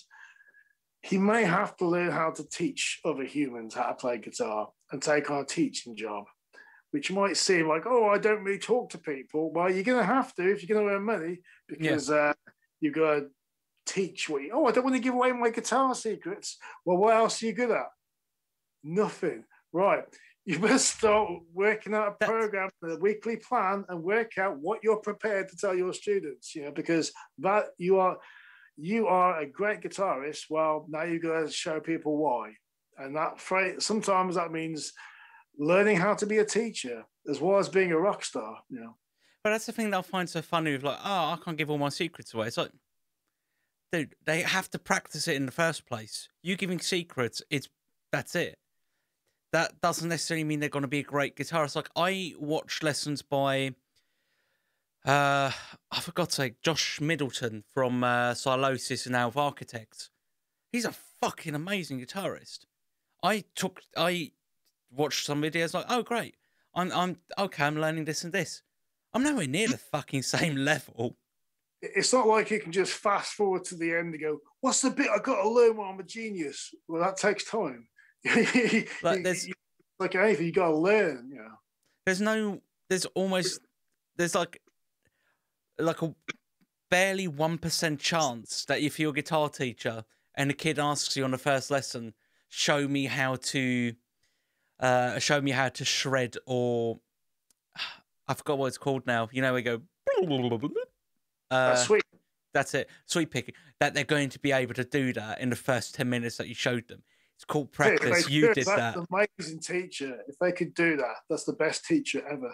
And that he should not be charging only 20 quid an hour as well. That's £100 an hour job right there. That's a grand. Yeah, that's 10 minutes. That's a grand for 10 minutes, and you learn how to sweep pick. Yeah.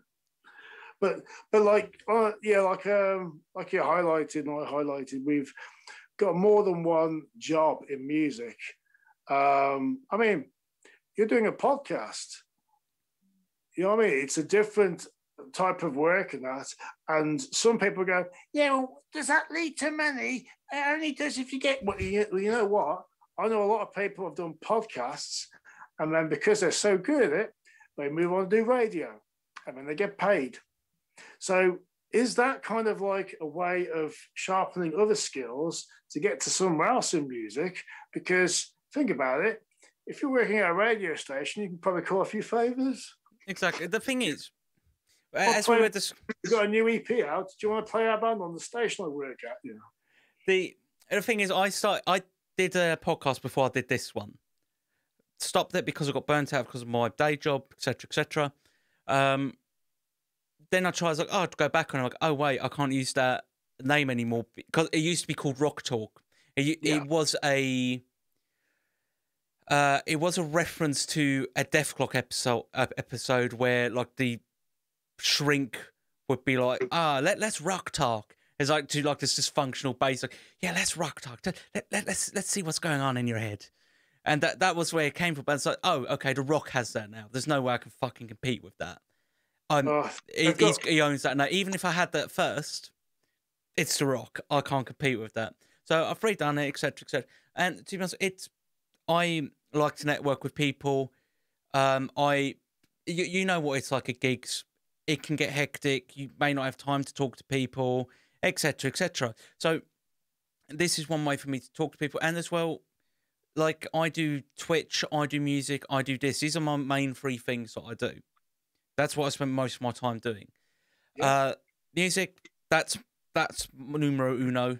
But if I ever get to the position that I can quit my day job and just do music, I need something else to do things in the downtime. So like if I can do Twitch, great. If I can do podcasts, great. Podcasts I could do anywhere. I've got a laptop, I've got an audio interface, I've got microphones, bam, done. I can do it like this, I can do it with people. Done. I've got to say one thing though. I can say this from experience because there is, it's not a downside, but I'll give you an example. I wanted to further my skills about 10 years ago. I started, I didn't really know what I was doing, I'll be honest. Yeah. I took it upon myself for about 12 months to see if I could get any acting roles. Yeah. And I got extra work and stuff. And really, I was more interested in what was going on behind the camera than actually the acting. And I was only getting extra parts. I was on something like, there was a show on BBC called Hustle, Shameless, a lot of these kind of soap dramas and stuff. And I was, because I look the way I do, I have looked like this for 20 years plus, I was like, oh, if we need someone that looks like a mad scientist, or we need someone that looks like a terrorist. Can you do this date? Yes, I can. Right. So you turn up on set. So I travel around. So you get typecast really for. Yeah. I was obviously, I mean, can you see me in Hamlet? I mean, what the fuck would I do? I mean, who would I be in like, say some period drama where everybody expects everyone to have a certain look because it's a certain period. Oh, we've got Nick here. Well, that's fucking useless. Get somebody else here. So there was no point me trying to go for a serious acting career. But because I've been on TV a few times within a short space of time, oh, wow, you're an actor now. You got an acting job. I was like, well, it's just a bit of work I did just to sort of, I'll be honest, I was having fun. I just wanted to see if I could actually do half these things. I ended up doing them. But like, I still get 10 years later, people saying to me, when you get me on TV next, what you doing and stuff? I was like, you're not a successful actor now. I was like, I was never trying to be one. But to some, those particular people, every time they get the Shameless box set and we see those few seconds I'm in it, they go, what else have you done? Why aren't you doing things? It's like, I am. I've got a fucking music career. but we don't want to see that. We want to see the TV stuff. I'm like, look, like a dickhead. All right, that's how I look, right? You've seen it on the TV now. I'm actually, I write songs and I play metal and rock and shit. I'm afraid that's my priority. But it's some people, if they associate you with something, can fixate on that and don't see you as anything else. So, but there's also a certain amount of disassociation with it as well. It's almost it's almost I can't speak. Dehumanifies it a little bit. Like to them, you are in that particular mindset. It's almost like the actor is a tool. That's what I want to see. Yeah. It's the fantasy of it. It's like porn. It's like people watch porn. Everyone watches porn. Most people do anyway.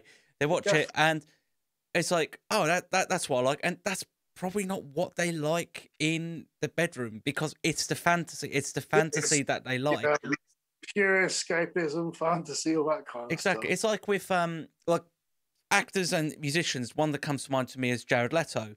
To me, I'm like, Yeah, okay, I'd like to see you do more 30 Seconds to Mars, but you're clearly doing more acting because it's more lucrative. Same with like Ice T. Was it Ice? Oh, fuck, I can't remember who it was now. Body Count is Ice T, isn't it? yeah. Joe, I had the first couple of Body Count albums, and I realised I liked certain songs. It was really good, but people know Ice-T because of things like Tank Girl or Joy Mnemonic. What was it? It does CSI quite a lot now. Oh, I don't watch that, but a lot of people just associate him as a moderate actor and stuff. But he's a musician. That's the thing. Like I just see him as a musician all the time. Yeah. Like, if you haven't already, check out the last two Body Count albums. They've really, really good records. I actually heard some last year of the new stuff. Yeah, it's really good.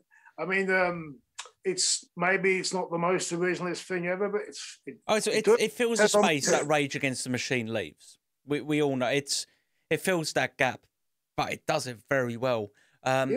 The latest album is good. The one a good time. That's what it is, and that's what I expect with a Body Count album.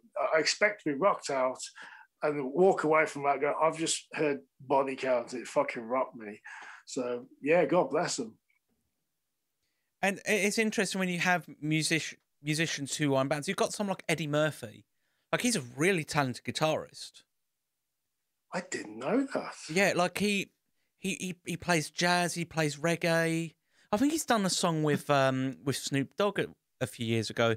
I think he said in several interviews that if he had to decide between being an actor or a musician, he will always pick being a musician because that's the thing that makes him tick. And I think he has a jazz fusion band with his brother, which just seems absolutely insane. That, to be honest, I love Eddie Murphy, but I never ever even thought about him doing music. But it's that thing where people go and make it in Hollywood, and like, Jay Leto. Is that how you pronounce his name? Jared Leto. I always get his name.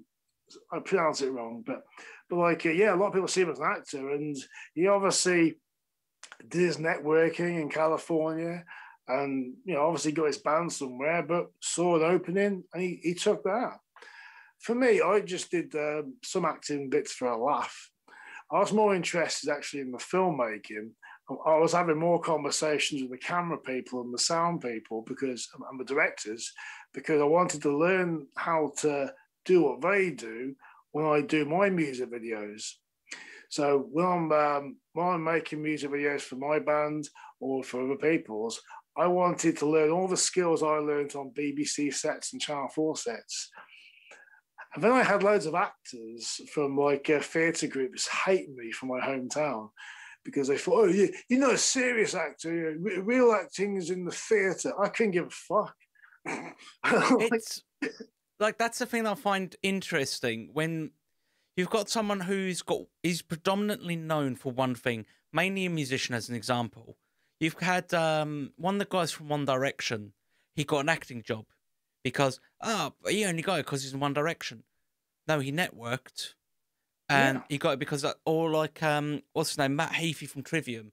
He's like the musician poster child on Twitch because he was the first musician, like the first person to actually do proper music on Twitch.